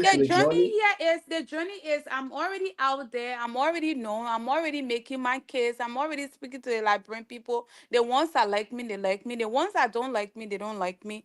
So that journey is already in progress, and I believe that there is something greater for me. I can tell you, I'm going to be one of the I'll be a great person in Liberia. I just want you to take that today and save this podcast. So my last question, if you are intending to run, are you consider Nima, Mosurado, and the CDC as a party to run on?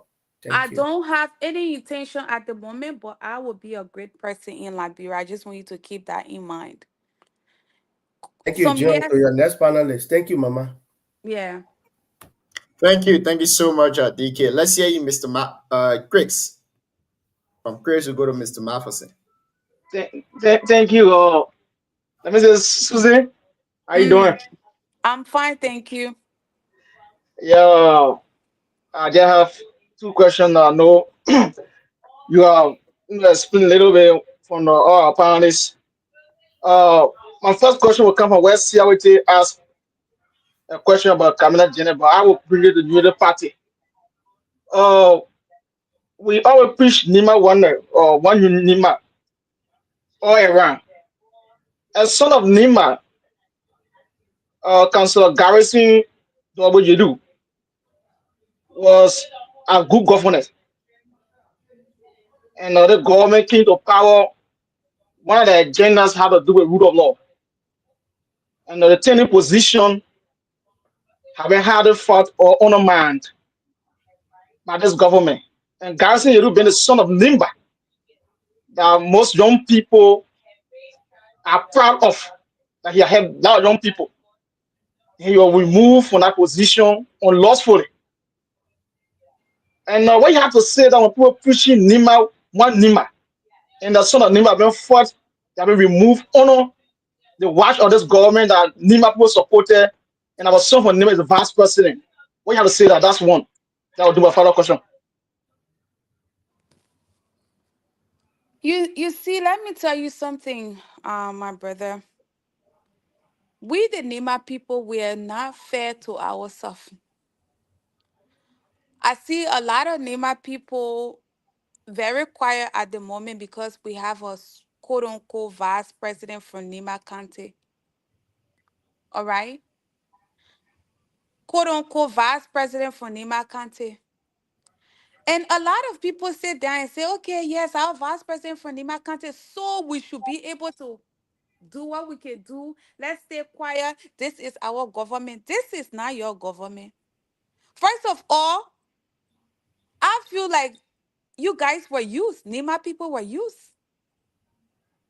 How many people from Nima really working in this government? How many?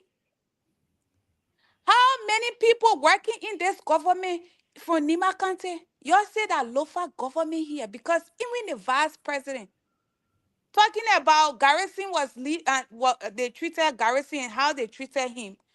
But the vice president of the country, are we not seeing how he's being treated, or are we going to just pretend like everything is okay? That Lofa government here and this Lofa government, they were able to use Nima County. So if people sit down in their mind and think that, okay, this is a Nima government, we just fooling ourselves.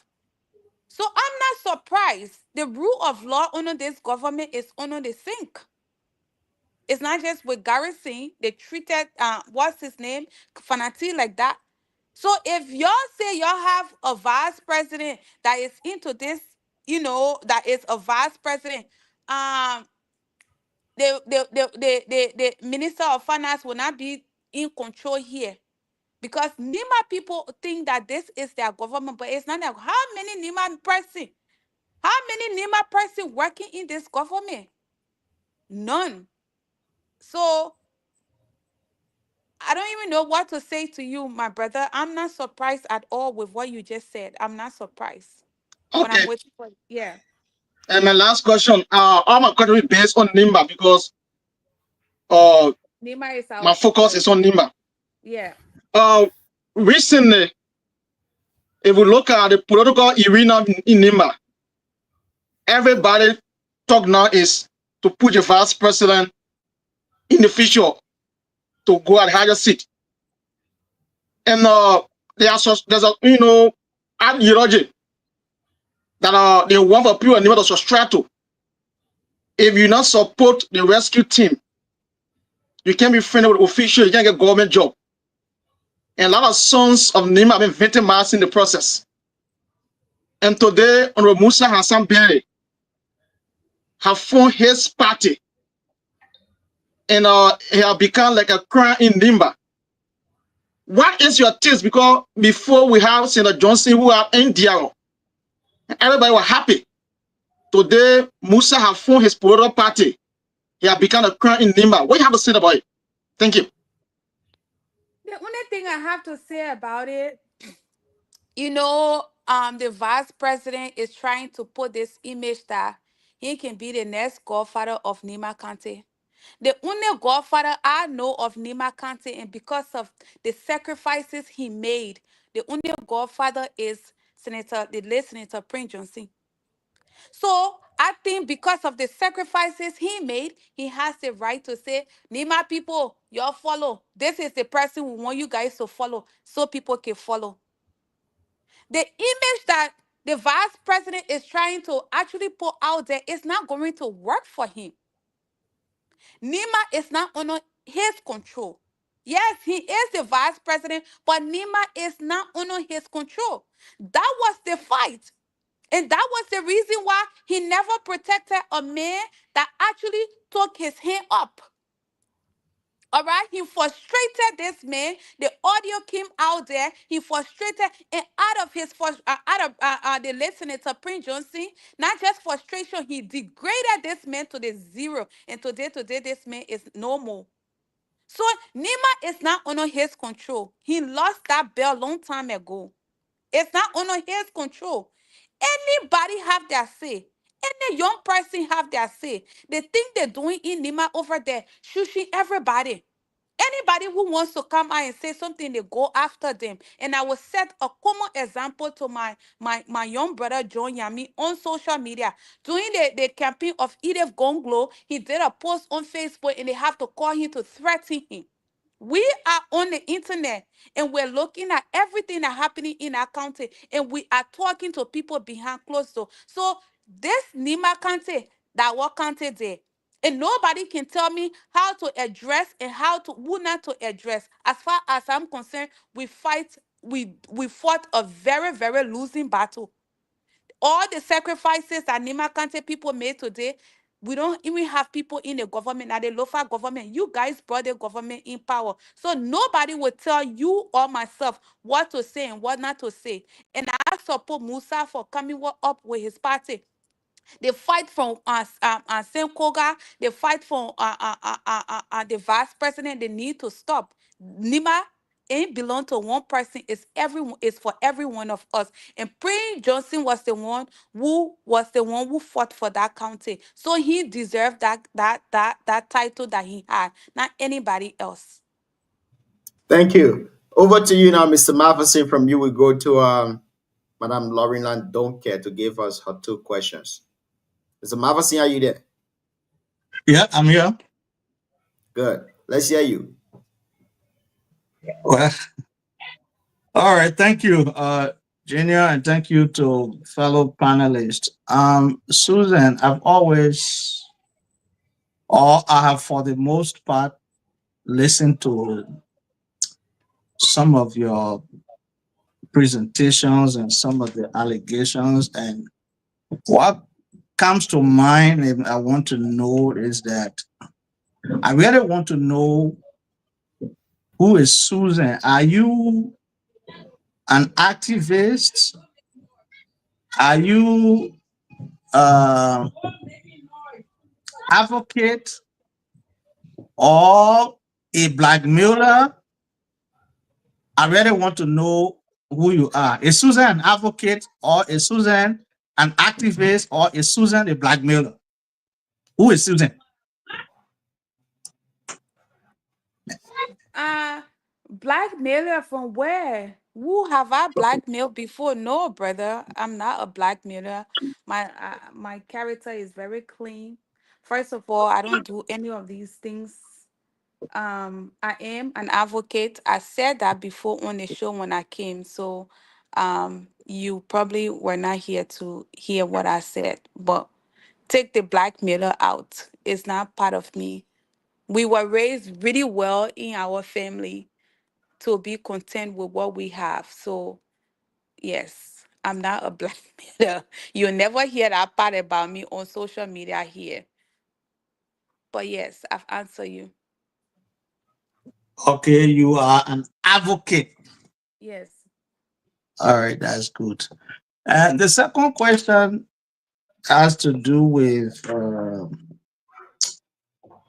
political understanding, because for a lot of our advocate, so-called, in Liberia, will just jump into talking politics, governance, and sadly, it will interest you to note that the vast majority has no understanding. They have had no leadership position. They have read no, political antecedent to be able to understand contemporary governance. But yet, they talk governance issue. And most of it can be exciting and for the contrary reason. What's your political understanding? What's your political savviness? And what's your governance understanding that will prompt you into becoming a political advocate or governance advocate or human rights advocate. What's your understanding about the topic that you are advocating for? And these are the things that you guys have done. I mean, let me tell you something. These are the things you're saying. What you just said right now is one of the reasons why a lot of young folks are not coming forth to say anything. Life is a learning process. All right? Politics is now no longer for the old people, because back then it used to be for the old folks. Everything used to be so serious. That's not it. One do not have to go and study something in politics to come on to speak on national issues. As far as I'm concerned, we are all politicians in our own right. If you get up today and you know that, oh, the rice price used to be $10 and later on in 15 years, but the rice price used to be 10, no, things are getting hard. That's politics right there. But the mindset of so many people, yes, that's politics. Because if you're complaining about things that used to be okay, and next minute you complain that it's not okay again, what's there? That's politics. So speaking into national issues, you don't have to go and have certain degree or sit in an office to be able to express yourself, to be able to come out and call out something that is not right.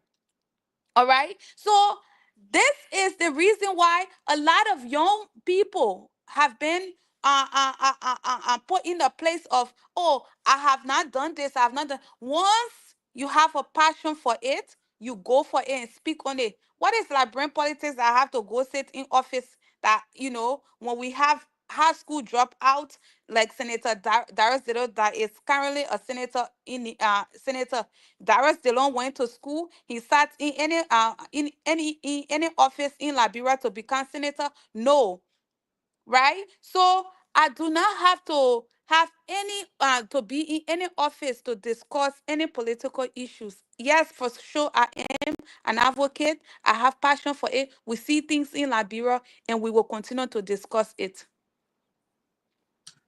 All right. Thank you. They said two questions, but I think one of the key things you just stated that caught my attention is everybody in the learning process, and when you have passion for something, you go for it. To go for Uh, it. Even you that that day, you don't that have to. Did you study talk show host to sit on a platform to come here to send questions? You studied any show hosting? Because if you did, then I will understand where you're coming from. yeah. You went and learned how to open social media page to do social media talk show host and ask questions. Yeah. You did that? Yeah. Can we see in your certificate? I think we will have to let the other panelists come in, but like I said, social media talk show host. If I studied journalism, I can be a talk show host. I can interview people. I can write scripts. If you study journalism, you go out there And to bring the story to you us. you mentioned Darius Dillon. Before Dillon became senator, Mm-hmm. he had worked in government. He was chief of office staff in the senator's office. Those are the fundamental learning process that prepare him for the seat. No, So my he got brother. some That was level, that basic that was not basic enough level of for understanding. Dillon to So become no. That was not enough for Dillon to become a senator of the country. So y'all stop limiting other young people from expressing their view. I think we should open a space. We're not in the 80s anymore. We're not in the 70s anymore. We have a lot of our smart girls and boys out there that we are for once. That's one of the reasons why I'm on the internet advocating, so we can be able to get a lot of them out here to express themselves. So we're not the 80s politics we're doing anymore. But we'll move on to the next person.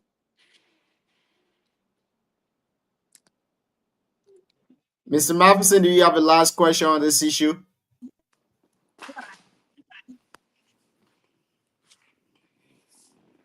Mr. Matheson, are you there? The man has started journalism. I think he muted himself.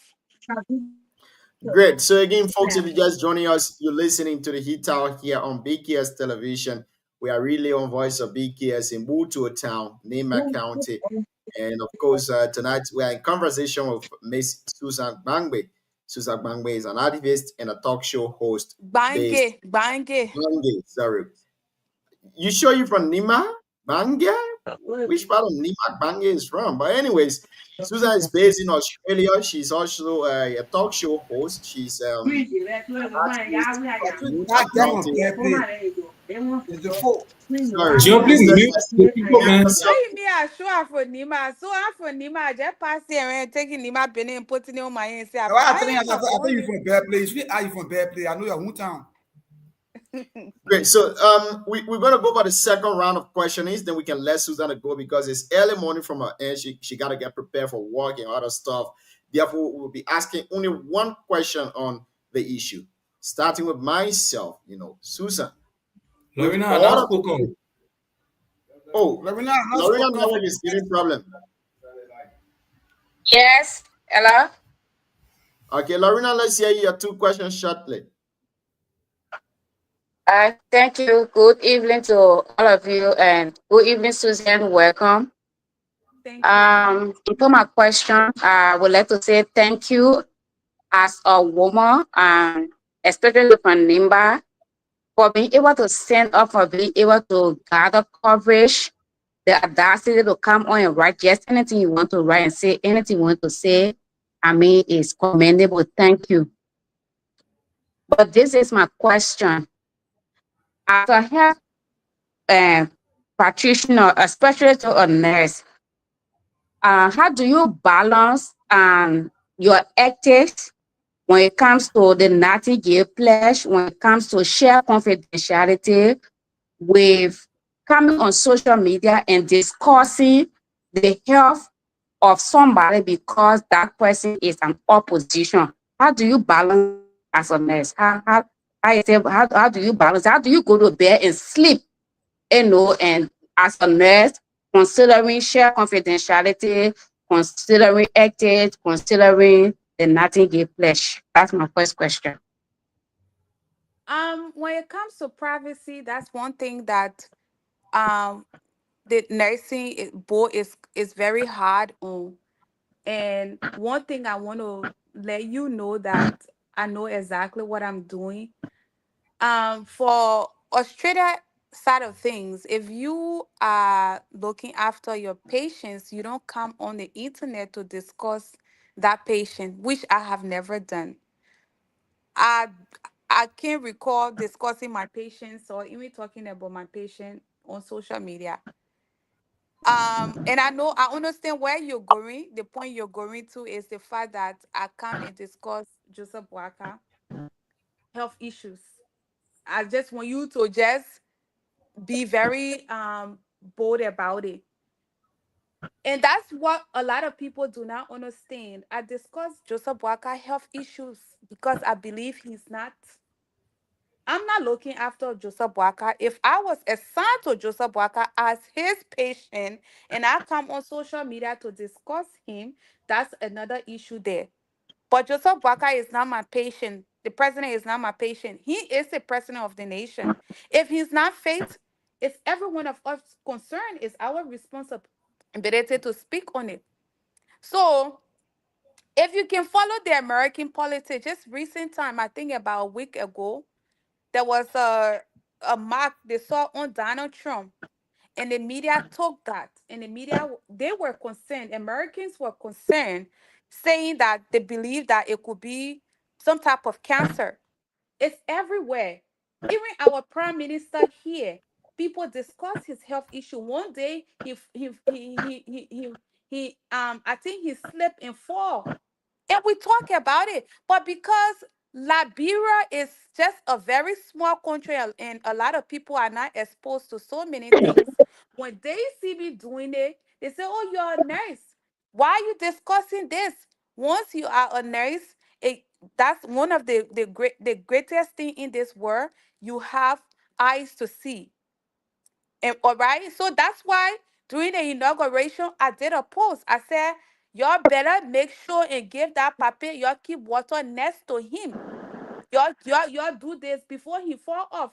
And as I did that post, couple of minutes, the papi fell off because God bless us, the eyes, the knowledge that we got. We observe things. And I see Joseph Walker as the person who is not faith. So when I see things, I will bring the attention to the public. That's not me breaching my privacy law. Thank you, Sister Lorena. Last question. Yeah. No, let me just piggyback on something. Susan, I'm not asking Susan as a regular political propagandist or as a regular Facebook practicing talk show host. I'm asking Susan as a nurse. The people you see on CNN, on whatever station and or platform discussing the health of a president, of a prime minister, they are not health practitioners. I'm asking Susan as a nurse. And I know you don't have a question or answer to that question, I do but have an answer. No, you asked me as a nurse, so you won't tell me. Ask myself a question. When they see it, when they see it, when No, the regular Lorena, I beg you. where you coming Susan, please wait. Susan, wait. Go ahead. Lorena, you make clarification. You gotta give the guests the chance to make all the clarification before you go to your second question. That's why we say it's okay that we go strictly to our questions instead of making clarification. But when you make clarification, you gotta give the guests a chance to make her clarification. Over to you, Susan, and we can come to you, Madam Lorena. Beg you. Lorena, you're not being fair. Listen to me. So you want to tell me when our prime minister or when the major news actually reported it, so the other people on TikTok, the whole world that discussed that they were not nurses and doctors and more. Actually, sometimes they can call doctors on the show, on news outlets, to come and analyze what has happened. So I don't know which part of news you're really watching. I don't know that Nima Kante news or where were you watching, but nurses are supposed to be involved in the health of any political leaders. It's very important, not just nurses, but doctors as well. Thank you. Over to you, Madam Lorena, your final question. Okay, I'm not watching news from Belgium. I watch international news. I lived in developed country. I watch international news. I don't watch news from Belgium, Sanitary District. I watch news from developed countries. And like I said again, my question was not answered because you don't have answer to that question, and it's clear. Inviting a health practitioner to come and discuss a topic or about a government official or whatever that concerns the state is different from a doctor or nurse or PA or whoever just taking to that page to discuss somebody's health. That's different, you know. And like I say, I hold on to my work. I'm also a health practitioner. You have an answer. I'm glad you said you're watching international news, my dear. I'm glad you said you're watching. Yeah, maybe that better news or maybe you got to we cannot come back to the next question. I beg you, Sis Lorena, I beg you. Susan, hold on a little bit, Susan. Sis Lorena, we beg you. Your time has elapsed. We cannot come back to you again, please. We do not want at least I say what I want to say, and the listening audience know that the guest is we do not want confrontation on the show. We do not want confrontation, right? Because if we keep going forth, coming back, it means we will not have a very good show here. We will come back to you for the next round of questioning, but for now, we're going to hold you there. Let's go to you, Mr. Jesse. Welcome to the show, Chief. No, give Lorena the chance. All right, no, we're trying to. Women, that is women. Don't worry. Yeah, Lorena, you know, our last question. For the heat. Please give my sister Lorena the chance. I think what Junior Daffy is okay. We should not be confrontation on the show. No, not confrontation. It's No. normal. I mean, Susan, I follow Christian. The woman got Guys, this. everything is good for showbiz. No, ask Lorena asked a question. I don't think This it's is a fair heat enough hour. to. I mean, y'all need more women here, so don't do that. Don't worry, I fit for the No, don't heat. mute me, man. I'm okay with it. Sis You Lorena, can't what's mute me, up? What's your mute. next question? Money said. Lorena, go ahead. Ask your next question. You're protected. Yeah, it's just my turn. It lapsed, so I give it up. Go ahead. Go ahead. Say, Lorena, we gave you the chance. We gave you the chance. Ask a question. No, go ahead. It's okay. Go ahead. We are all panelists, so it means we gotta You should be ready for people to go into each other's skin once they are not insulting. But yesterday is a heat hour, and then you say, "Oh, no, don't do this." So you can go ahead with the show. I'm here. So hold on, Lorena. 1 second. Are you guys hearing me? Yeah, go ahead. So all of us here, Alfonso and Gion controls us on what we do on this show. We give it to them. So when they tell us our time is off, for respect, say they give them that time. When they come back, whether they review their own action and tell us, say, okay, go ahead, let's do that. Gion can call all of us here off. Having come here, you will say, hey, I come here, they will say the thing. So Gion and Alfonso control, they are the hosts. They tell us what time we need to talk, what time we need to take a break. They get that straight. Because if there's no host and co-host here to control our attitude and how we proceed here, there will be no order here and how we will proceed. So if anybody feel that Jim was stopping there and Jim come back and say, okay, go ahead, at least let's do it like that. Any of us can be the show host. The next thing we'll have to tell Jim, okay, Jim, do it a day, or also do it a day. Those are things I needed to provide. So if Lorena come back, she had any follower towards her sister, they give her the time. This one, Dana, yeah, they give it a two Nima women. They will women. The only thing we will not like here that we'll put anybody in the back and take you off the show is for people to use. People say on digested words. We will not allow it. It will not be allowed on the show. Other than that, when she come back, allow her to have the kind of exchange she want with her sister. Who knows? Today might be their first time that they are interacting. And Susan has been very, very nice and very professional since the show started. So let's continue to do that. But I want to emphasize that Gion is the host of this show, followed by Alfonso. They can stop her at any point. They can stop her at any time. When they want to end the show, they can just end it right away. We need to know that. Thank you. Thank you, DK. Now we go to the final round of questioning. I like to say sorry to Sis Lorena if she have anything in mind of that, because I didn't want a confrontation on the show. Like the way it was going back and forth. This is not barely getting all of that. We don't want to have our breast on the show. But let's start with you, Alfonso. Your one question to Susan. From you, we go to Siawete to Mr. Hoder. You can start with me. You can end with me. Okay, no problem. Mr. Hoder, Noah, let's welcome you back to the show. Your one question to Susan.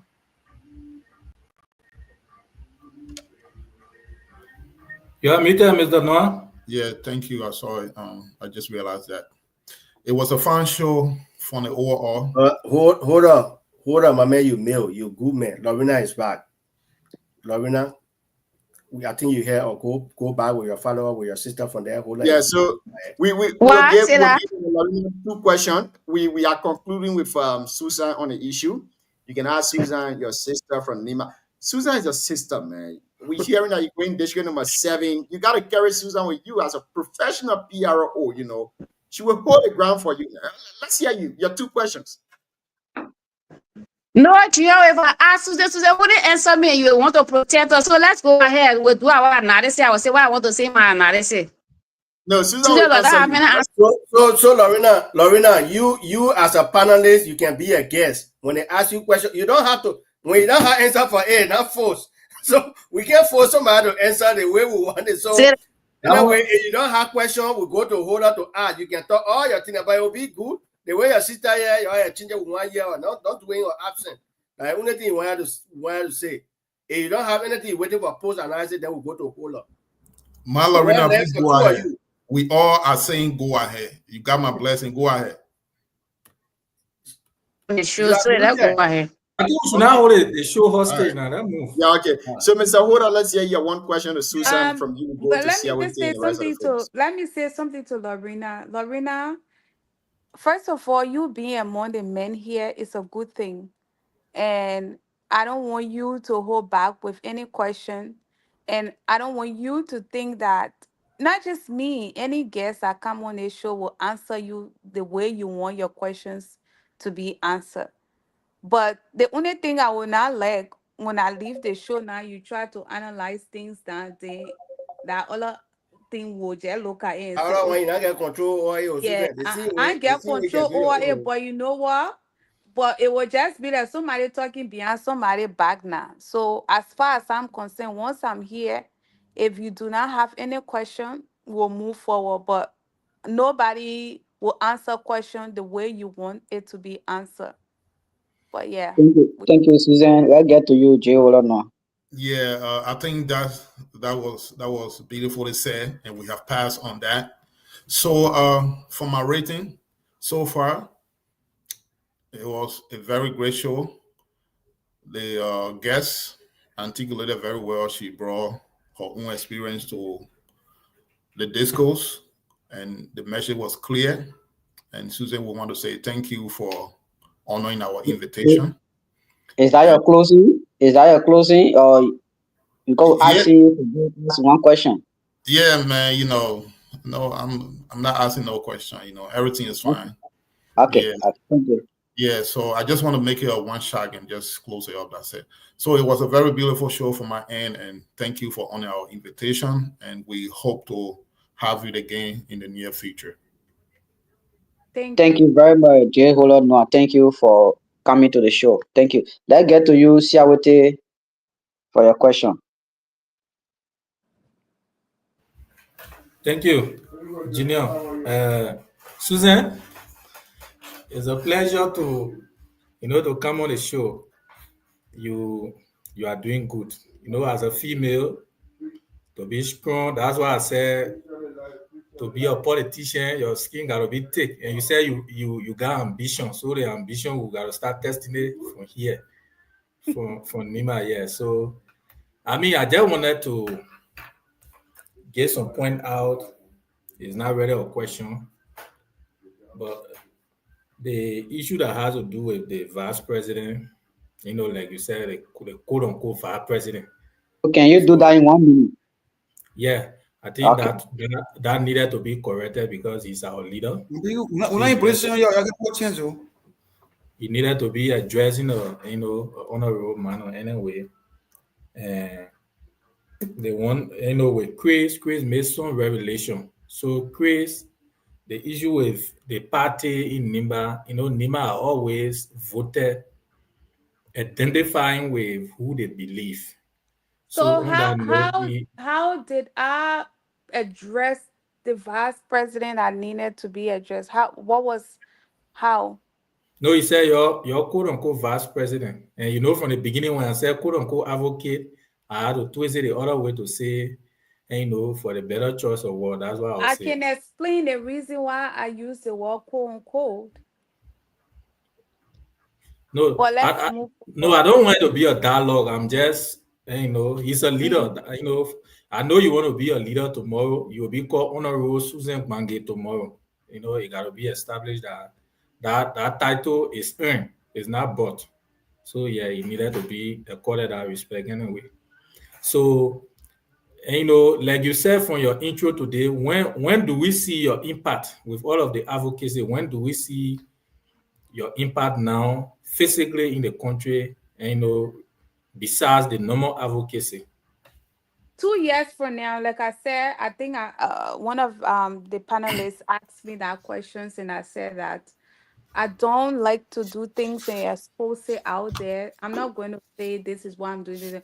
So you will start seeing some things from me in 2 to 3 years. You'll start seeing things already that has been already worked on.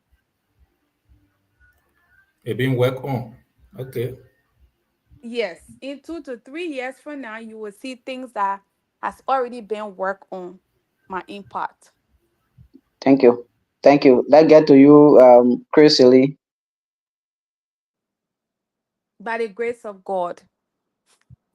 Chris Lee, Thank your one you. question. Thank you. Susie, I just have a simple question I want to ask you, and maybe you can address that. Uh, Looking at the national scene in the border politics of Liberia, and you live in the Western world in Australia, how you compare the governing system of Liberia in the 90s, early regime, Weah regime, and this President Bouakai regime? When you do critical analysis, what would be a grading system of those governments from for Taylor Town to Eddie to George Weah and President Bouakai when it comes to grading? Are you grading? Thank you. I want to ask you a question. What was the rice price during Weah's regime? Can you answer that? Because I bring people love rice business. We love our rice. What was the rice price? 5,000.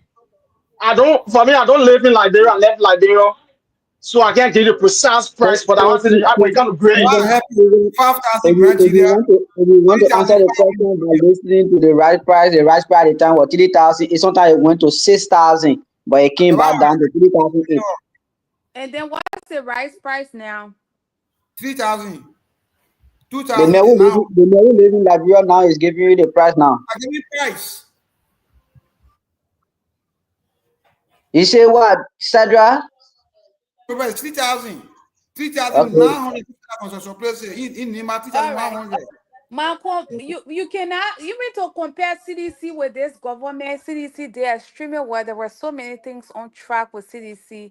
Like I said, if you go right now in the market, this is not coming from Susie. It's coming from the common market women that are complaining right now that nobody even buying in the country, no money in the country, food prices are up there. So you cannot compare this regime with you can even compare it with CDC, you can even compare it with Ellen. It's just a no. We are doomed. We're in the biggest of mud at the moment. Yeah. Wow. Thank you. Let's get to you, Aliko Sadra. Thank you, Alfonso, Mr. Wungo, the ambassador to America. Susan. Don't show where I'm from because Susan who from Lowland say she not from I would Bedlam. be surprised. How would be surprised for Nima men to know another Nima woman hometown? We all know one another now. Hey, you say I'm from where you say I'm from Dole? I think even Bear Plate before right after I don't call Dole. Like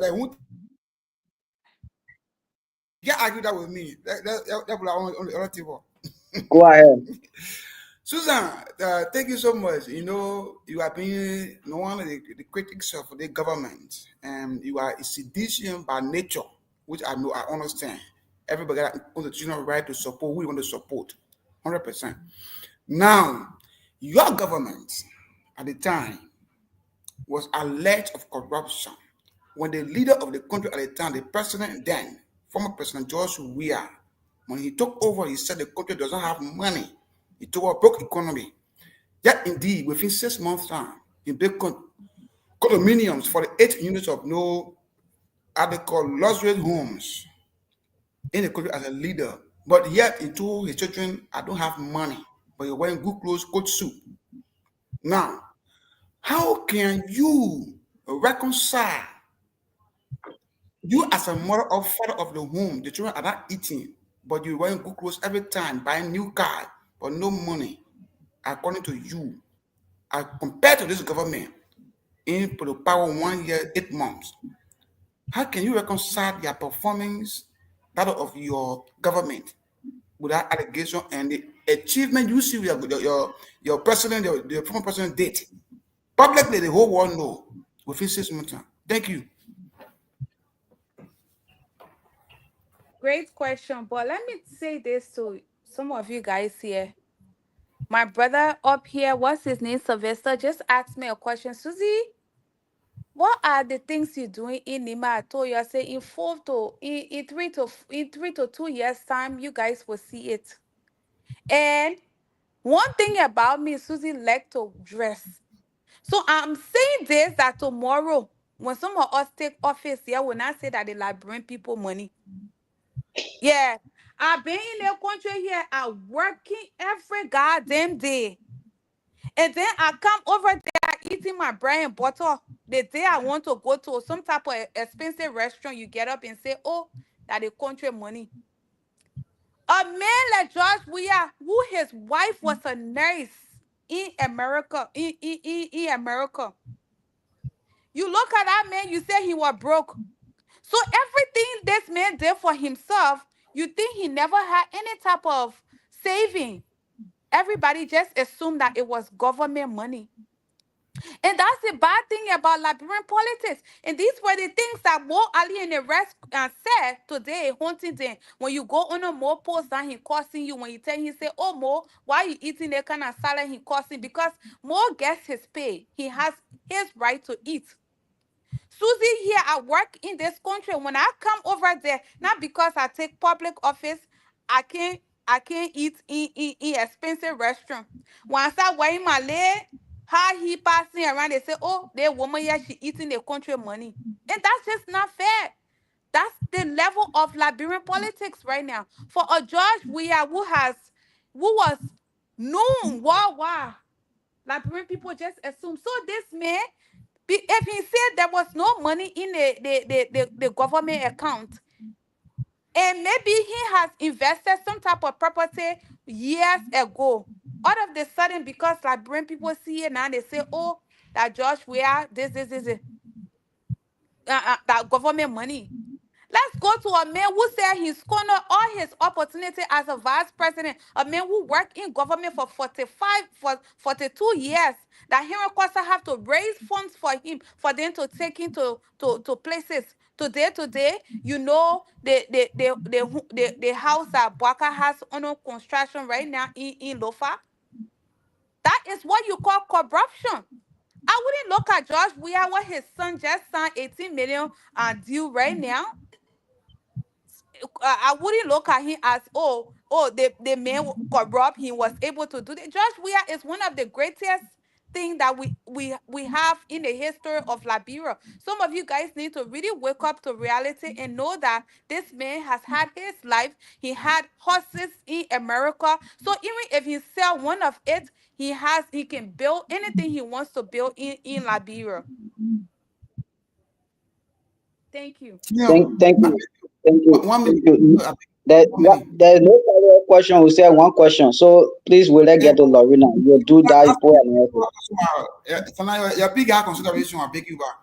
The same follow-up question like you bring talk. No, so, for me, my sister, I don't want Please, the time you took to add that question, you took almost 2 minutes to explain. So yeah, you can ask a question short and then make a follow-up short. But the time, I want to do now. Yeah, by the time you guys can take to add the question can be long, so then the who are question for 2 minutes, DK? That question Shaka asked for John. Every 2 minutes, every 2 minutes. I said we should replay that. I have a follow-up question for my sister. 2 minutes.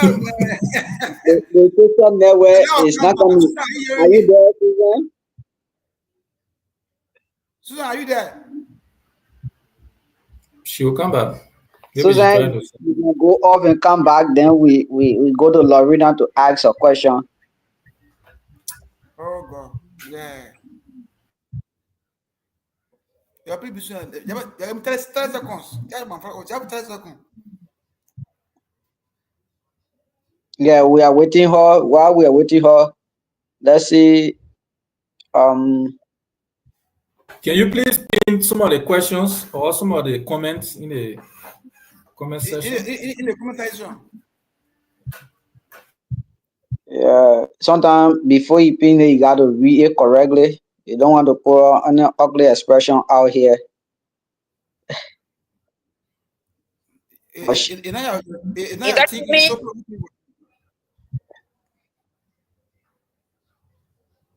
Yeah, Lorena, you want to say something? No, I think you were talking to me. I think you were asking me.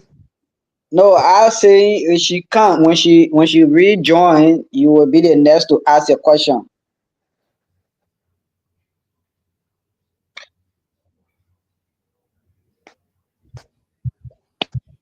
So did you get a Susan shortly?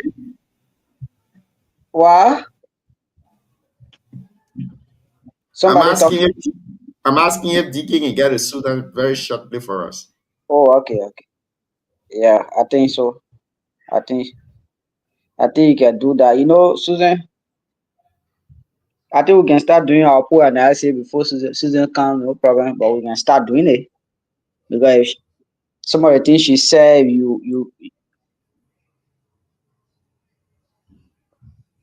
I know you're talking to me, but you are muted. See how it is? No, I was saying, we just need to, once she's done, because how many presidents left now? I think it's Lorena and Mr. Davis, right? Yeah. Yeah, I think two presidents. We will not be seated quietly and just waiting for her now. We need to be talking to her. And what we'll be discussing is what she was discussing. So that's why I say I think we can start doing some of our poll analysis for now. Oh, okay. Yeah. But so, Sadra, what you want to say? Go ahead now. Sadra, yeah. So I want to say she talked about George Weah's wife being a nurse, having money, so signing for SYZ millions of dollars. But George Weah was senator for 3 years. He could not build that condominium within that 3 years. Does he understand he's going to be a person before he build? No. So at that time, why he couldn't build that for 8 units of he built when he became president within 6 months time when he was senator for 3 years. Instead of state man, at that time he could build what everyone to build. Say he had the money at the time. And the question I want to ask, why he couldn't build at the time he was senator for 3 years before ascending to presidency? Sometimes, yeah. The question it can't be answered the way it will be answered. But again, there's a part of this issue when your time is finished, with no way to do or follow up. Sometimes it can suppress our knowledge, to be real. So were you comfortable with your answer? No. That's why I'm going to do a follow-up question, because if I'm comfortable, I won't do a follow-up. Follow-up means that you're not satisfied with the quick question. Either of you say there's a follow-up means that your answer is not clarified. So they want more clarity on the answer. That's why you do a follow-up question. Because you can't tell me he made a condominium because a wife has so extra money or she working extra week, those still places at the same time. But at the time, you were also statement as a senator, you not build that thing. When he became president, when he said he took over broke economy, he built for the 8 unit, 4-story building each. He says more time, but he said, "Don't the country no money." How at the father you tell children no money to get food money, but then you jean trousers supposed to buy new cars every day. Let me have a different say before Susan coming, right? I got a very different say on a. So are we more closing now? No, Susan is coming very shortly, but I got a very different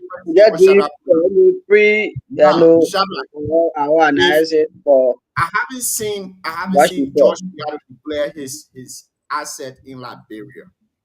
But if George Weah declare his asset, he might be one of the richest person in Liberia for his political money. What of his political money? Football in Liberia is one of the let's say sector. Football in the world is one of the sector that really, really pays a lot.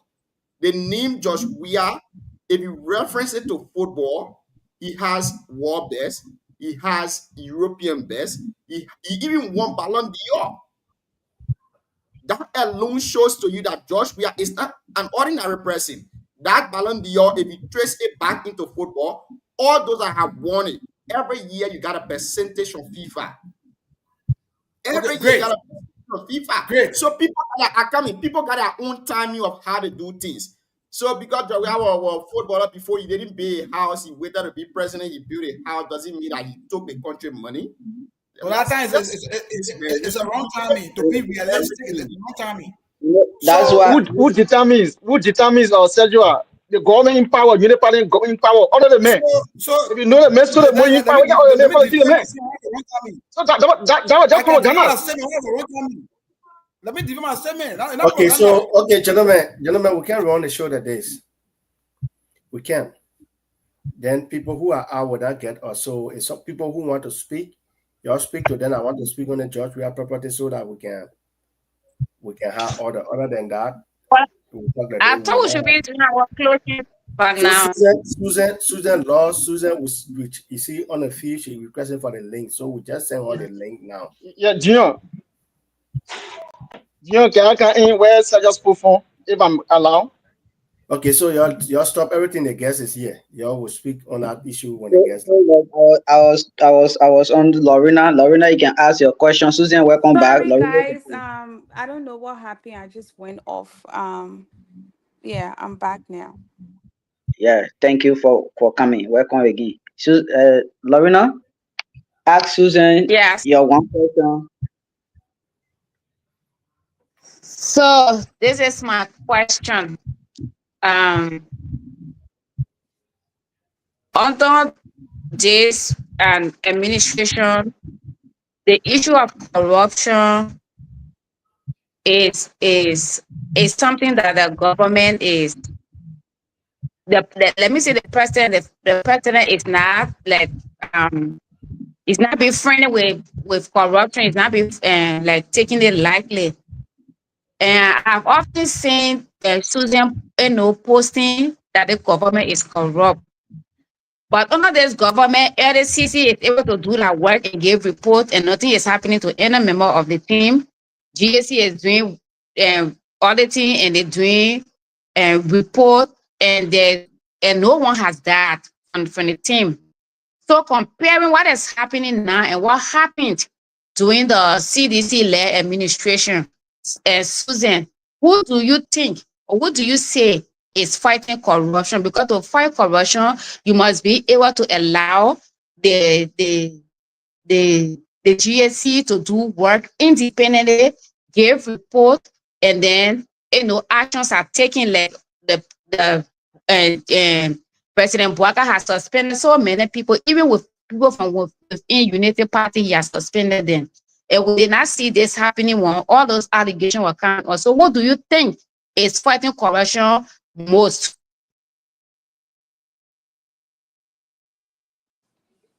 Did you hear that?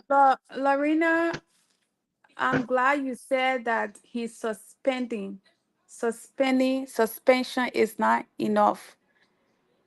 When Moda, when we heard about the amount of money Moda took and the government only suspended, that is not enough. I cannot compare because I know a lot will happen within this Joseph Boakai government, because I know that, like I said, even though a lot of you do not like the fact that I like to discuss his health issues, I know he's not fit. And because I know he's not fit, he's very absent minded. He does not even know what is going on around him. So if I sit here and to compare 1 year and I think 7 months government to a 6 months government, a 6 years government, that would be very unfair. Very, very, very unfair.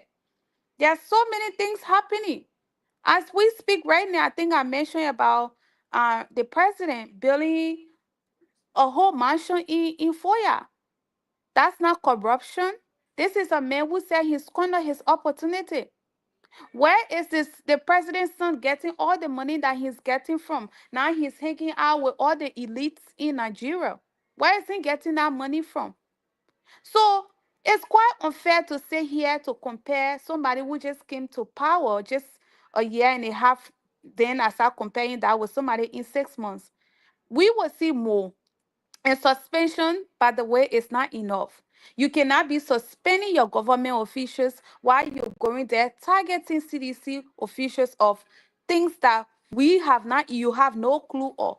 A lot of the things the UP government said here it was a lie. First of all, they said that Samuel Toure did some stealing and stuff like that. Where are their evidence? Up to now, Samuel Toure has been in the country for almost 6 months. The government has not provided any evidence. It was all bunch of lies, and a lot of people fall for it. All right. If we're talking about corruption, what will one old man like Joseph Boakai be driving the type of car that he's driving now? That's not corruption. Is it because we're not on social media blowing hot like the way the Unity Party folks were doing? You think that's not corrupt?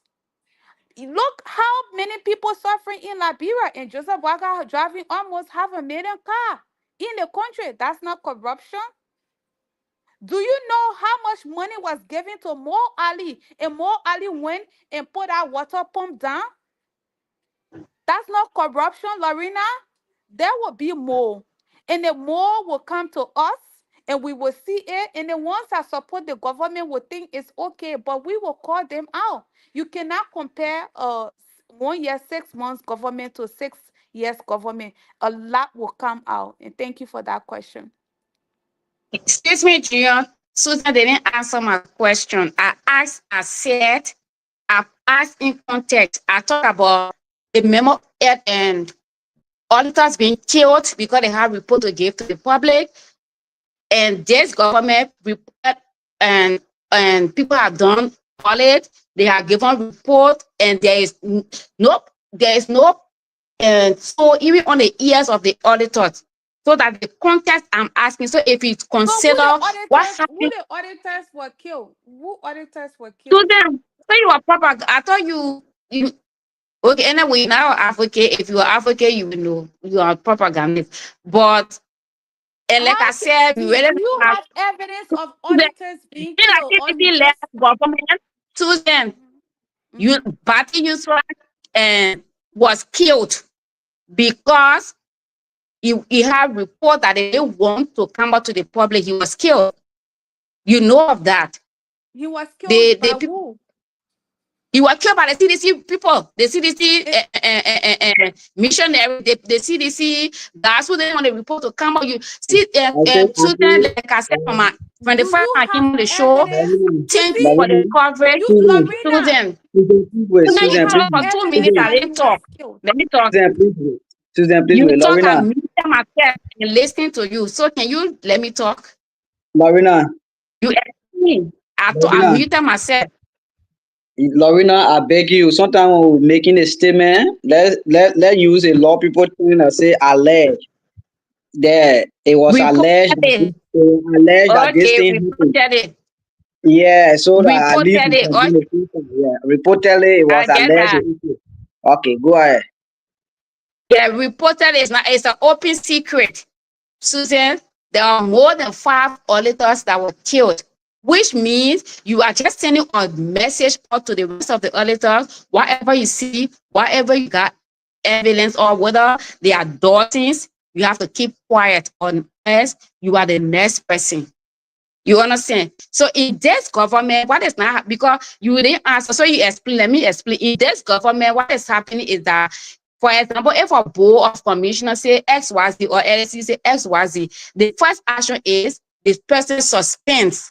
When he suspends, he asks the LSCC and the GSC to do full investigation and give him the report for which he will act on. Something that never happened during the CDC time. And if you were an advocate or an activist, you will say it, but because you are a propagandist, so you see the white thing, you say it's red, but it is actually white. Lorena, Excuse me, you cannot just get up and say somebody was killed without evidence. Oh, so you get it, somebody is corrupt and we agree to you? Right? I just gave you an example of the corruption. Where Joseph Boakai get money from to be driving the car he's driving right now, Lorena. The car is not his personal car, Susan. This is government. He leaves, the car leave with the next president or the next government.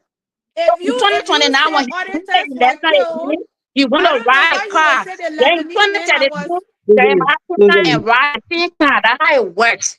A car is Lorena, not JMB car. It is the car is for the presidency.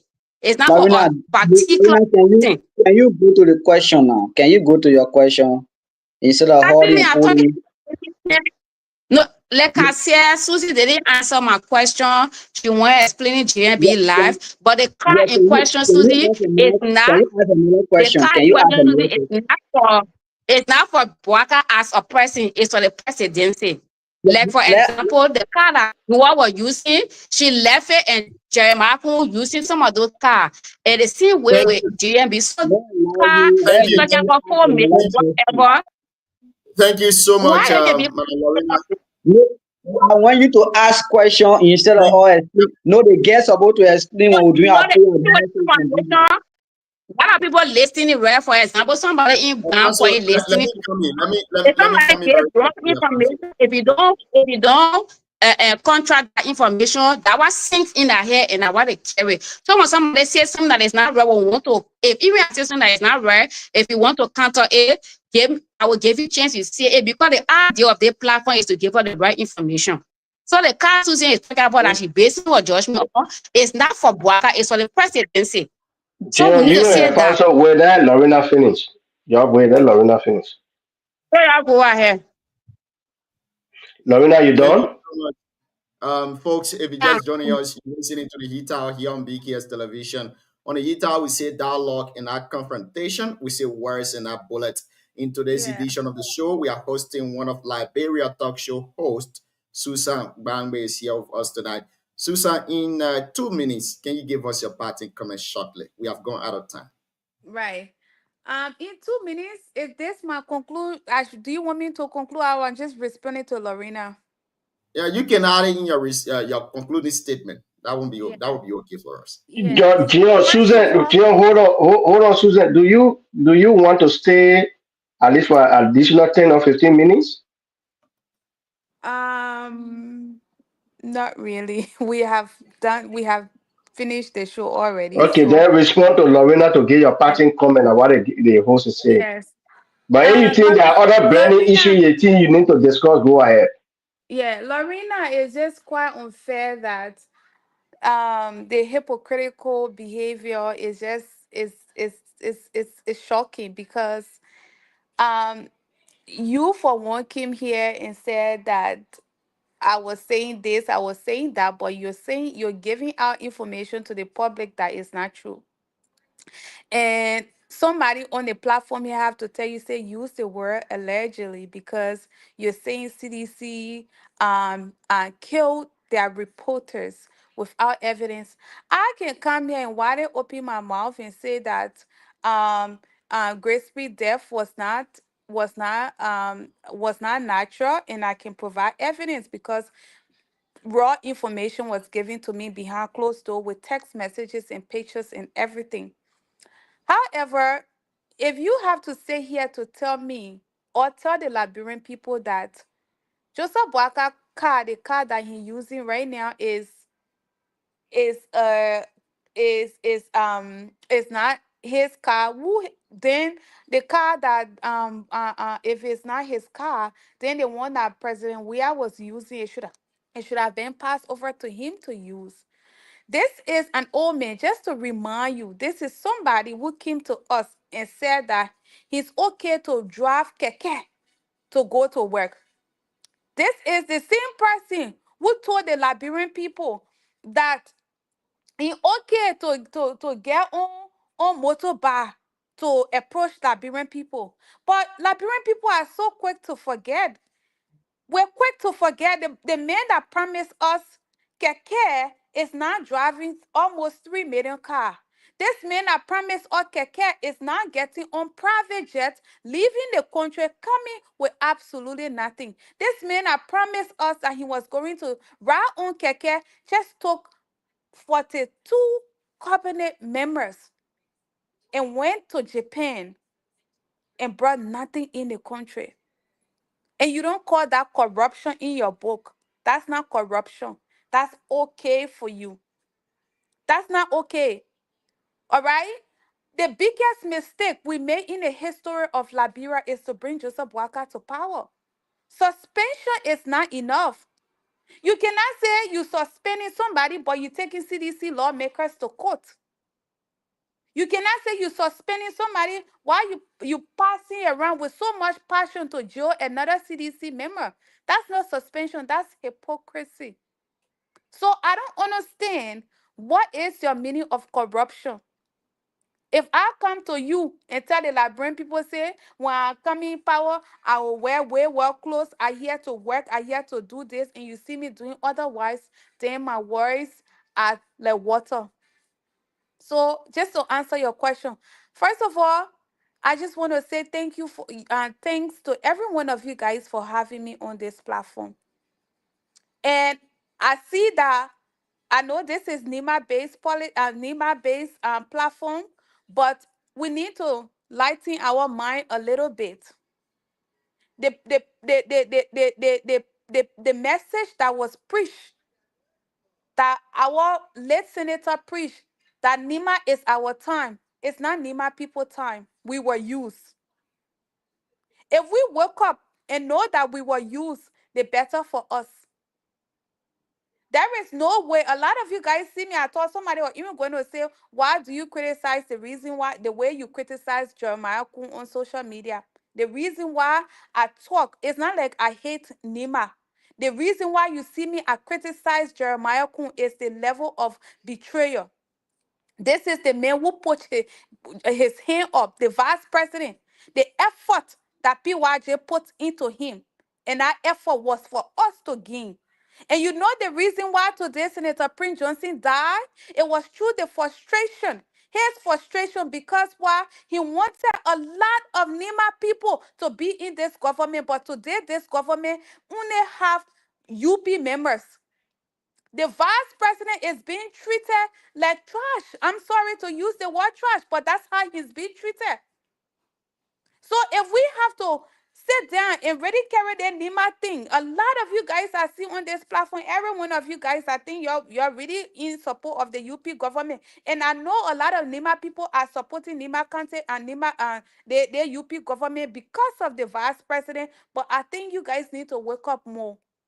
Instead of attacking CDC, I think our focus point should be, why is it the government promised us this and they cannot do it?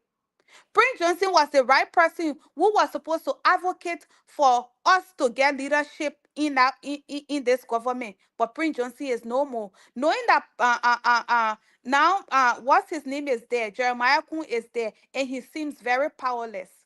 So if we have to divert our attention on CDC government, our focus is our sacrifices we made. What have we gained from out of it?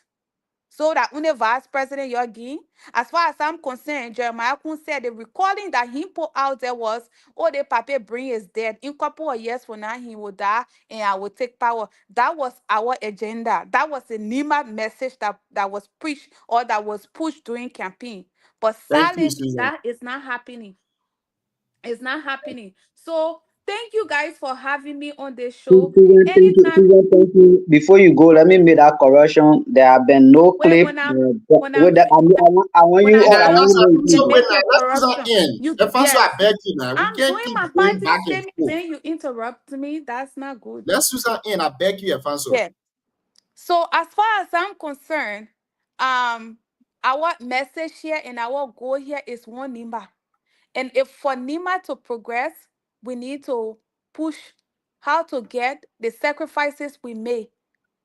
In NEMA Kante, what have we gained from this government? It shouldn't just be the vice president that they just put behind closed door. He's not making any move at the moment. So it was great to be here, and thank you all for having me. I look forward coming anytime, even though I'm embracing other platforms. But anytime you guys are on here in my little power, I will share your video so other people can follow you guys. Thank you so much, Susan. It was great having you on the show tonight. We look forward to seeing you again. You're welcome. Thank you. Again, folks, that was the voice of Miss Susan Gbangbe, one of Liberia talk show hosts based in Australia, speaking to us this evening on a couple of issues she's been criticizing in Liberia. It's been a good show. It's been a wonderful one. If you just turning, you're listening to the Heat Out here on BKS Television. We are really on Voice of BKS in Butwood Town. We are live on Facebook and YouTube at BKS Online TV. Efanso, let's start with you. You wanted to make clarity. You've been away for a very long time. Let's hear you in 3 minutes. Your analysis, your parting comment in one from you. We go to DK Way. From DK, we go to Siawite, Chris, Madam Lorena, and then our friend and brother Shadrach. You see, Shadrach always go off camera when I take him from on and put him in the background, and you guys say, "Oh, you know, you are bad." Now the thing that people can say about you, the two hosts will want to go ahead. Then when we finish, y'all will be stopping us. No, Alfonso been sick. We got to give my man a platform. It's been a while. I don't hear my man voice. No, he was stopping people too. He stopped my sister a lot. He stopped Lorena a lot. I had issue with that, so I wanted to say it. But Sadra, John gave me platform today. Sadra stopped me. That one your part. I didn't ask question. Then again to close again, they made one stop me. You see? So yeah, the correction I had to make was that she made a statement that Jeremiah Kun had a recording that Joseph Barker is old, he should die. He would take over, and I want to let her know there's no recording the report of Liberia. I've been in Liberia that Jeremiah Kun made that statement. Jeremiah Kun's statement was during 2017 election that the old man was old. That one everybody listened to it, but it's not that he old. He will soon die, so I can take over. I don't think that statement is been made in Liberia. So I just want to provide that so that the people can know. But overall, the show was good. People were thinking that she was going to come like the other people, maybe thinking that her attitude on social media very aggressive in addressing issue. I saw to be very calm to that, in addressing many of the issues. It was a good thing for Sa. Sometimes when you don't know somebody, you have to bring them closer, then you will know them better. I think it was good knowing her and knowing how she addressed some issue. Even though not everything she said here was correct, not everything she said here was accurate, but again, she addressed some of them appropriately. When people ask her some question, I was thinking she was going to go the other way. She tried dodging in a professional way. I think it was a good thing. We will try to continue to be, say in our approach to many of our people on the show, so that we can see the progress of our county, the progress of our show, and other things. So, thank you. If I was stopping you, Lorena, I don't want to have a confrontation. Anytime you're making the correction, you see her coming in to rebut or to debunk some of the things. It will be the counter argument, other things. So I was trying to just restrain so you can have your question, to her so she can answer it. Then in the post analysis, sometimes you can do some of the correction of the wrong thing she said. But again, it had not been my intention to just stop people. Say thank you for the show, and it's a great time. Thank you, Alfonso. DK, over to you. You have 3 minutes. so a few things I wanted to say. Number one, when somebody is off the camera for long, take them off. I probably didn't want to say that when somebody is off and their camera is off for long, you and Alfonso need to take them off. Two, for this announcement, we are having Councilor Garrison daughter Yelu tomorrow, followed by Kanyo Bagbala on Sunday. So I want us to come prepared, because those people are very knowledgeable when we're asking them, at least so we can be prepared. My next thing is, all of us here might be guests on other platform. So I don't care what the guest is saying, whether you agree with it or not. You are the host. We need to fight to at least, in our opinion, I know we can get dissenting opinion, but we have to give them the time. Lastly, we need to, the serious emphasis that every time we leave from here, we make emphasis on. Let us ask our questions under 1 minute, so that the guests, because we go to all the history.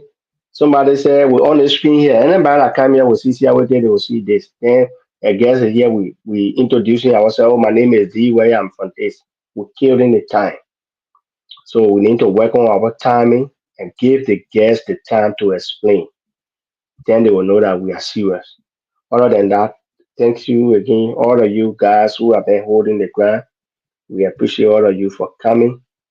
Let us remain respectful. To all of us here, when the host is telling us to hold on, at least they give it to them. I know time will come, we'll rotate the host so that when you hosting too, when you stop somebody, the person will listen to you so that will not be that, oh, we will not do that. But as panelists, we need to leave all the history that, oh, somebody do this, somebody do that, and go to the question because people listening to us, they want to know the difference between the person that is interviewing and the person that is responding. So beyond that, everything was okay. We want to say thank you to Susan. Thank you to all of you who've been joining us, particularly those that are in Liberia that struggle with internet and rest that they're showing up almost every day. To do this thing every day is tough, but we've been doing it. Other than that, thank you.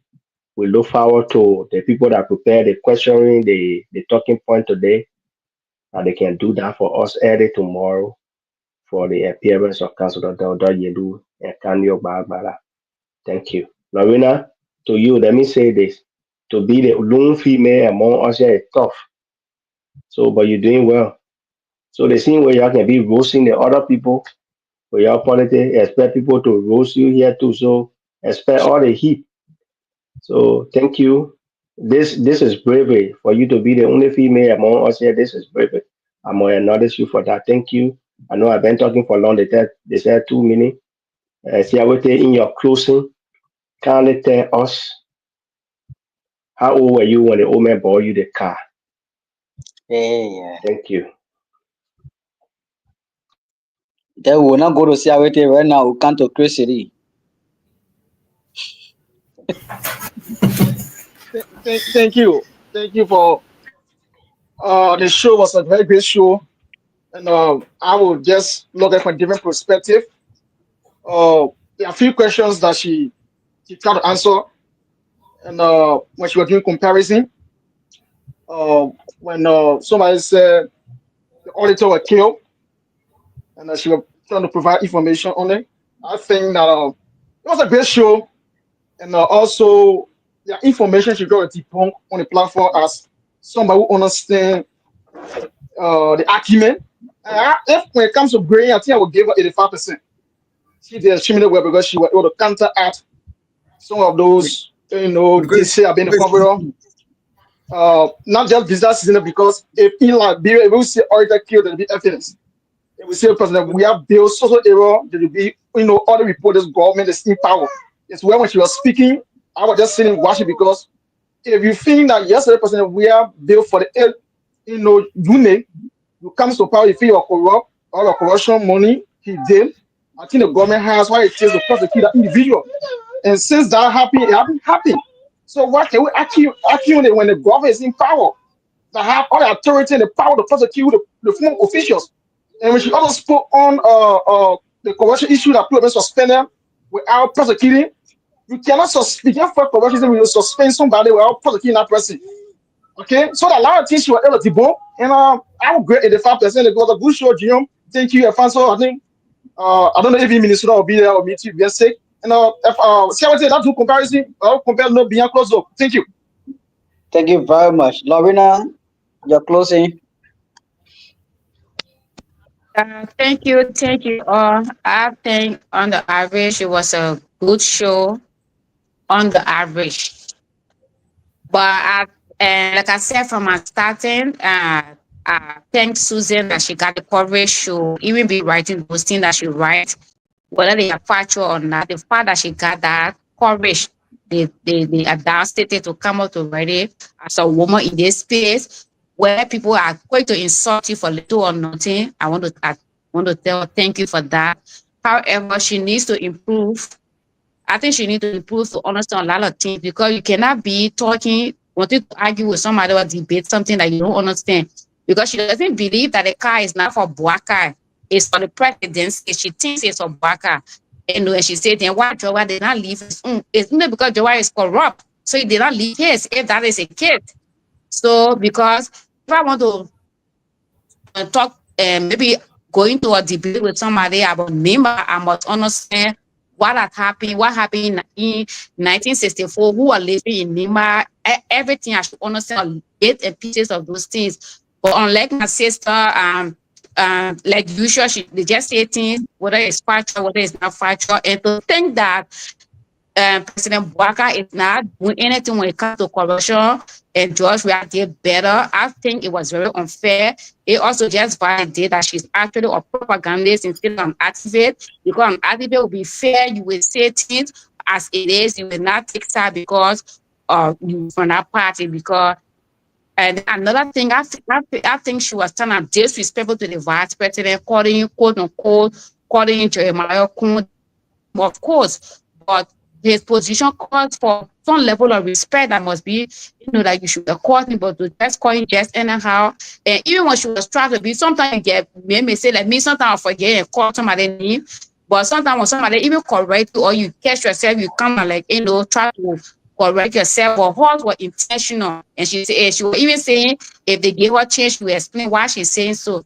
So I think that in this space, just going on your show, on your page and talking is different thing, and coming on the platform is formal, learn to, like you want to go into politics, you want to go into office space, so you expect people to respect you no matter what.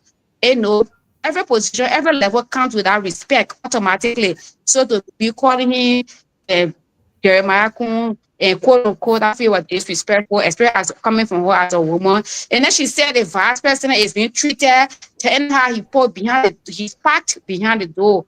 I feel that was very, very, very unfair, because comparing the way President Bouaka treats or relate to Vice President Kun, comparing her former Vice President Taylor was packed. But there was certain time they were not speaking for 3 whole years.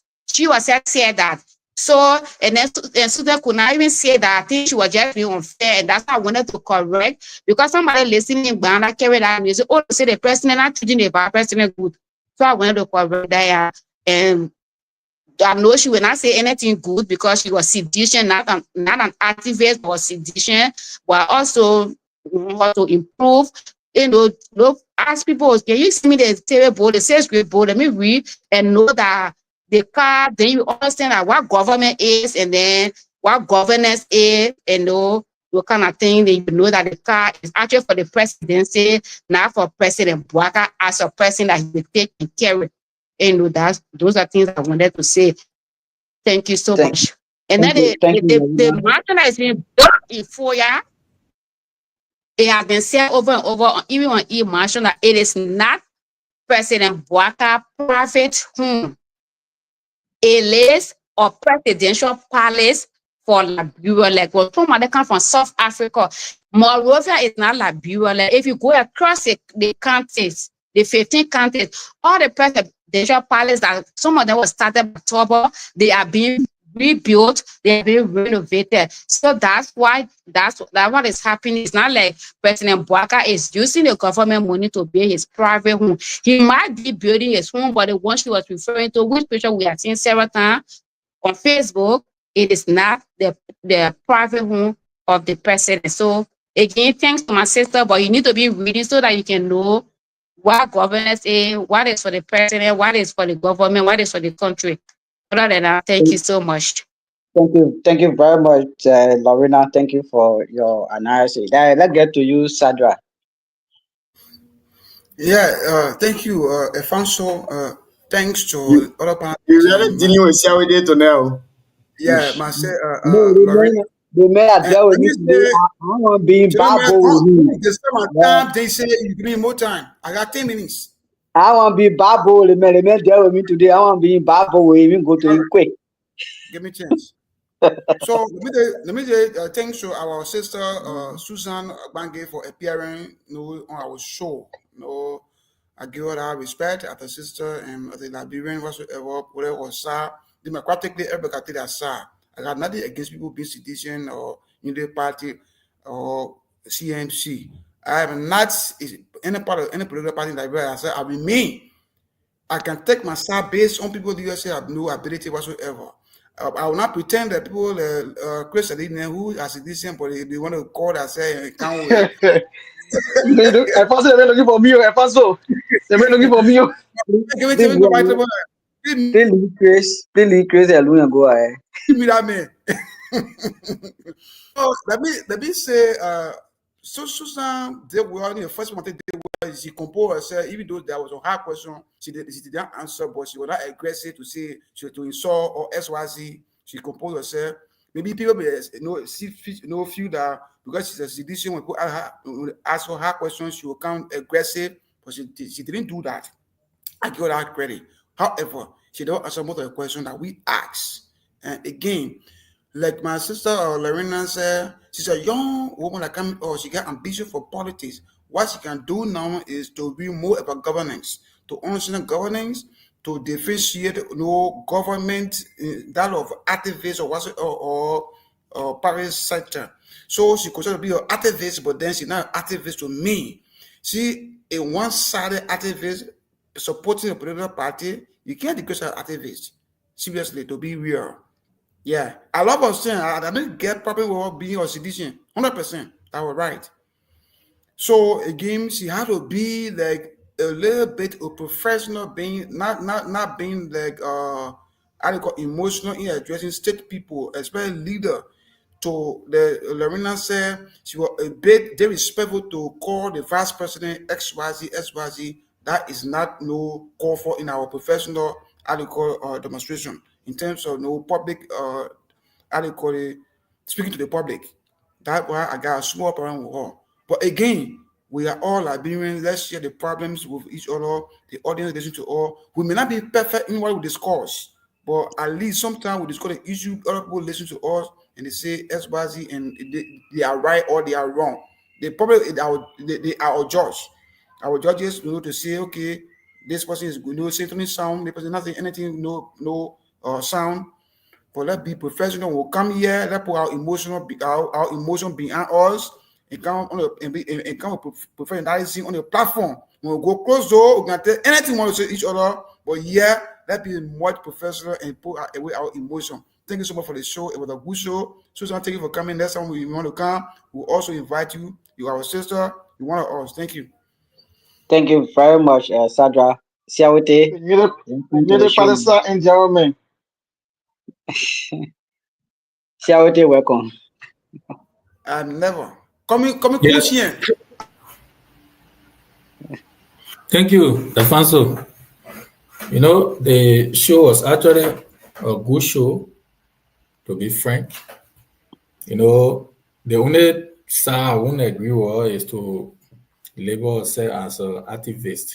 You know, activists are people who are neutral, who see the wrong and the right, and they give recommendation. I think that's the intent of being an advocate. So on the overall, she did well emotionally, and being a female, being quizzed by so many men, and there were a lot of questions posed to her. But I mean, in her own way, she answered, because I know she's there to certify how she believes. Because once she believes about certain things, you can't trade that. You know, there are a series of contradictions that I actually identify in her deliberation. The first thing is, when I asked her from the beginning, she could not really explain to me. Okay, for example, at the end of the day, she said she can't criticize the government that have gone 1 year, 7 or 8 months to that of 6-year government. So then why are you criticizing? There are still time to criticize. So in that manner, she also she broke down from that level. And another contradiction is that the issue of Nimba being in government, I want to be on the record that Nimba as a country, I think, are getting its share, not to the fullest, but to some extent, this government is doing well in terms of appointment. I can tell you for free, I can list more than how many positions here today in government. The current Chief Justice now is from Nimba. It's a political appointment. You got the DA bosses from NIMBA. You got, there are a lot and lot. If we start to name here today, we won't go home. And another thing I want to advise my brother Chris is that you should not print Nimbians or Nima out there that we are fighting. No. One thing you need to understand on this public platform is that Nima is a unique country. Nima is a country of peace and love. Nimbians are not against anyone. What we are doing, Nima, is democracy is being practiced. In 2023, Gonglo ran as a presidential candidate. 2017, I think Wapo ran as a presidential candidate. He did in 2023. 2023, you have Councillor Tian Gonglo. All of these guys, they got vote.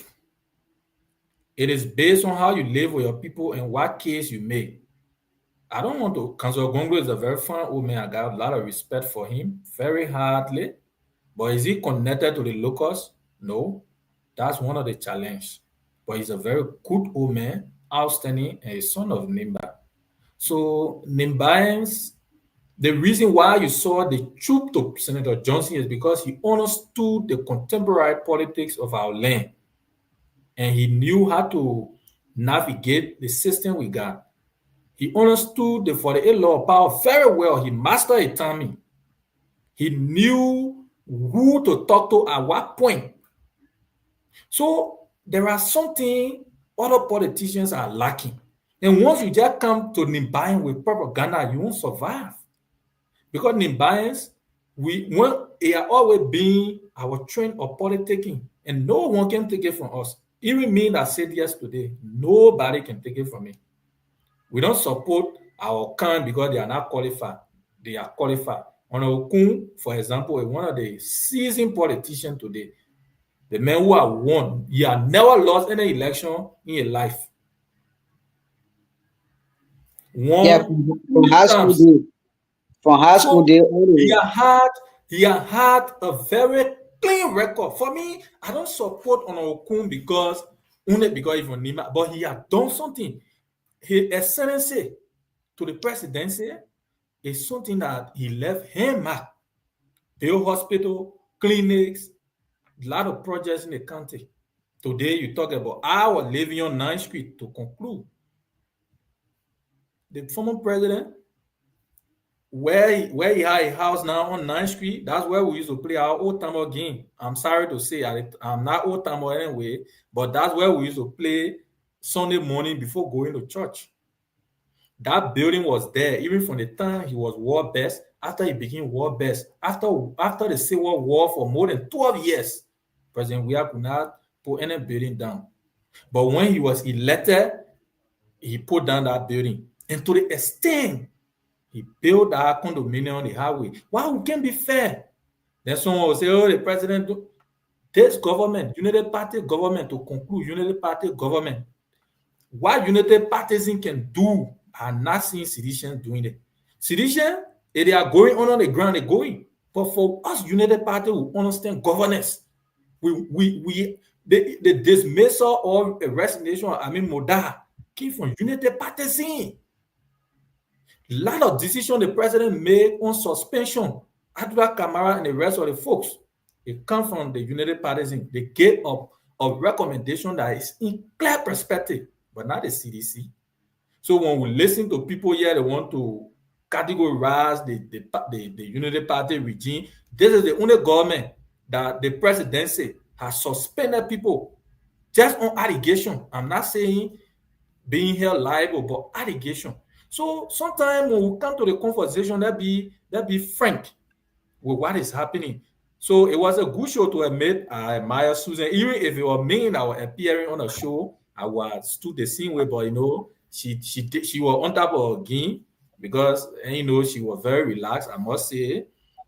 We encourage her to come another time, but it was actually a good show, and we hope and pray that this government succeed so that it will be equal to none in the sub region. Thank you very much. Evanso, Thank you. Thank you.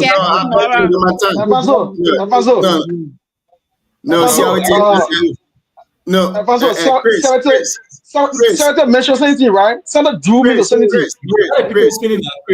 Chris, we only got 3 minutes on the show. We can't do that. Beg you. Tomorrow you can do that one. But to close, it was a really good show. I'd like to say thank you to all of you. It was really a good one. Chris, for you. See you today. Yeah, sometimes the way the discussion can be, it can trigger you to say so many things that you're not supposed to say. At times you want to come back with some rebuttal statement and all of that. But it was really a good show. Can I conclude with this? I know CWT is a youth-based. I'm a talk show host. I support. That mean I come into that CDC/Nima Youth and advocate. Forget about that. Mama, they can't mention that yet. Text me, man. The reality of the show is that every government will support their own. You saw how you call her, Susan sitting here tonight saying, people didn't die in Liberia during Joshua regime. Now CWT is here saying that the government is doing absolutely well. The government is suspending people based on allegations.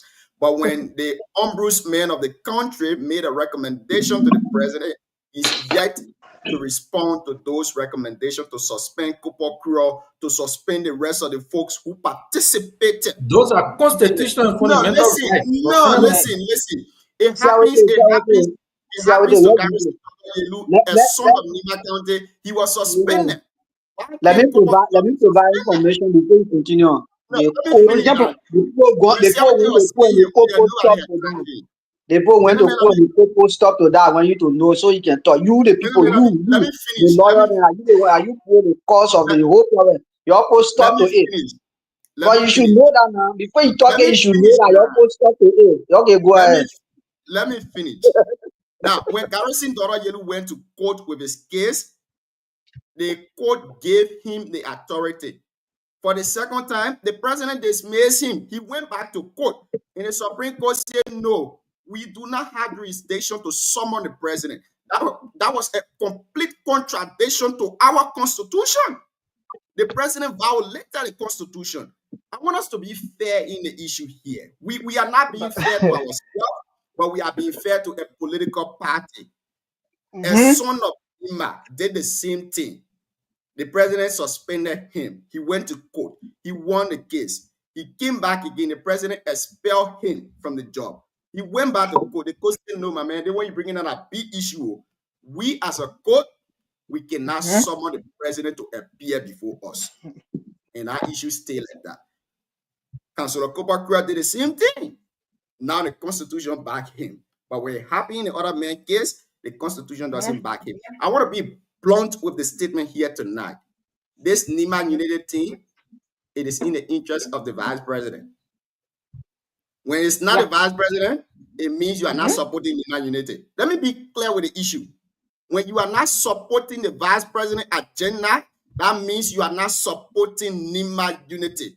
For a lot of songs, I listened to Siawate tonight. He said, I call him the current Supreme Court, let's say the current Supreme Court Justice, Baisi is from Nima. That's a political appointment. But when Alfonso said here on the show previously that the way citizens of Nima welcomed him was not okay legally, Siawate sat and said, no, we are playing politics with that. But tonight he told us that, oh, he's a son of Nima. That's a political appointment. Let's be real to the issue. We're not being fair to ourselves, man. Baisi is from Nima, we know. How many times have Baisi gone back to Nima? Can people go to await him like the way they did to Mama, you don't understand democracy. You let you different sector of that's why I want to respond to Siawate because these are questions that I have Garrison. And he was like, I'm pushing Nima County aside. No, I'm not pushing Nima. I asked for Garrison because Garrison issue, it was wrong. The issue is different from those guys that they just talking about. Garrison issue are different. So we can put Garrison issue in the thing. When I asked for Siawate said, I was. Let me end the show. We thought I won't behind the scene. Let me end the show. It was really a good one. We had a really wonderful conversation. tomorrow we're going to have Councillor Garrison Daughter Yellow here to discuss NEMA Unity or NEMA agenda here tomorrow. It's going to be a great show. Thank you Who's guys for coming being to here. show? Who's the guest tomorrow, Junior? Thank you. Garrison Daughter Yellow. Oh, okay.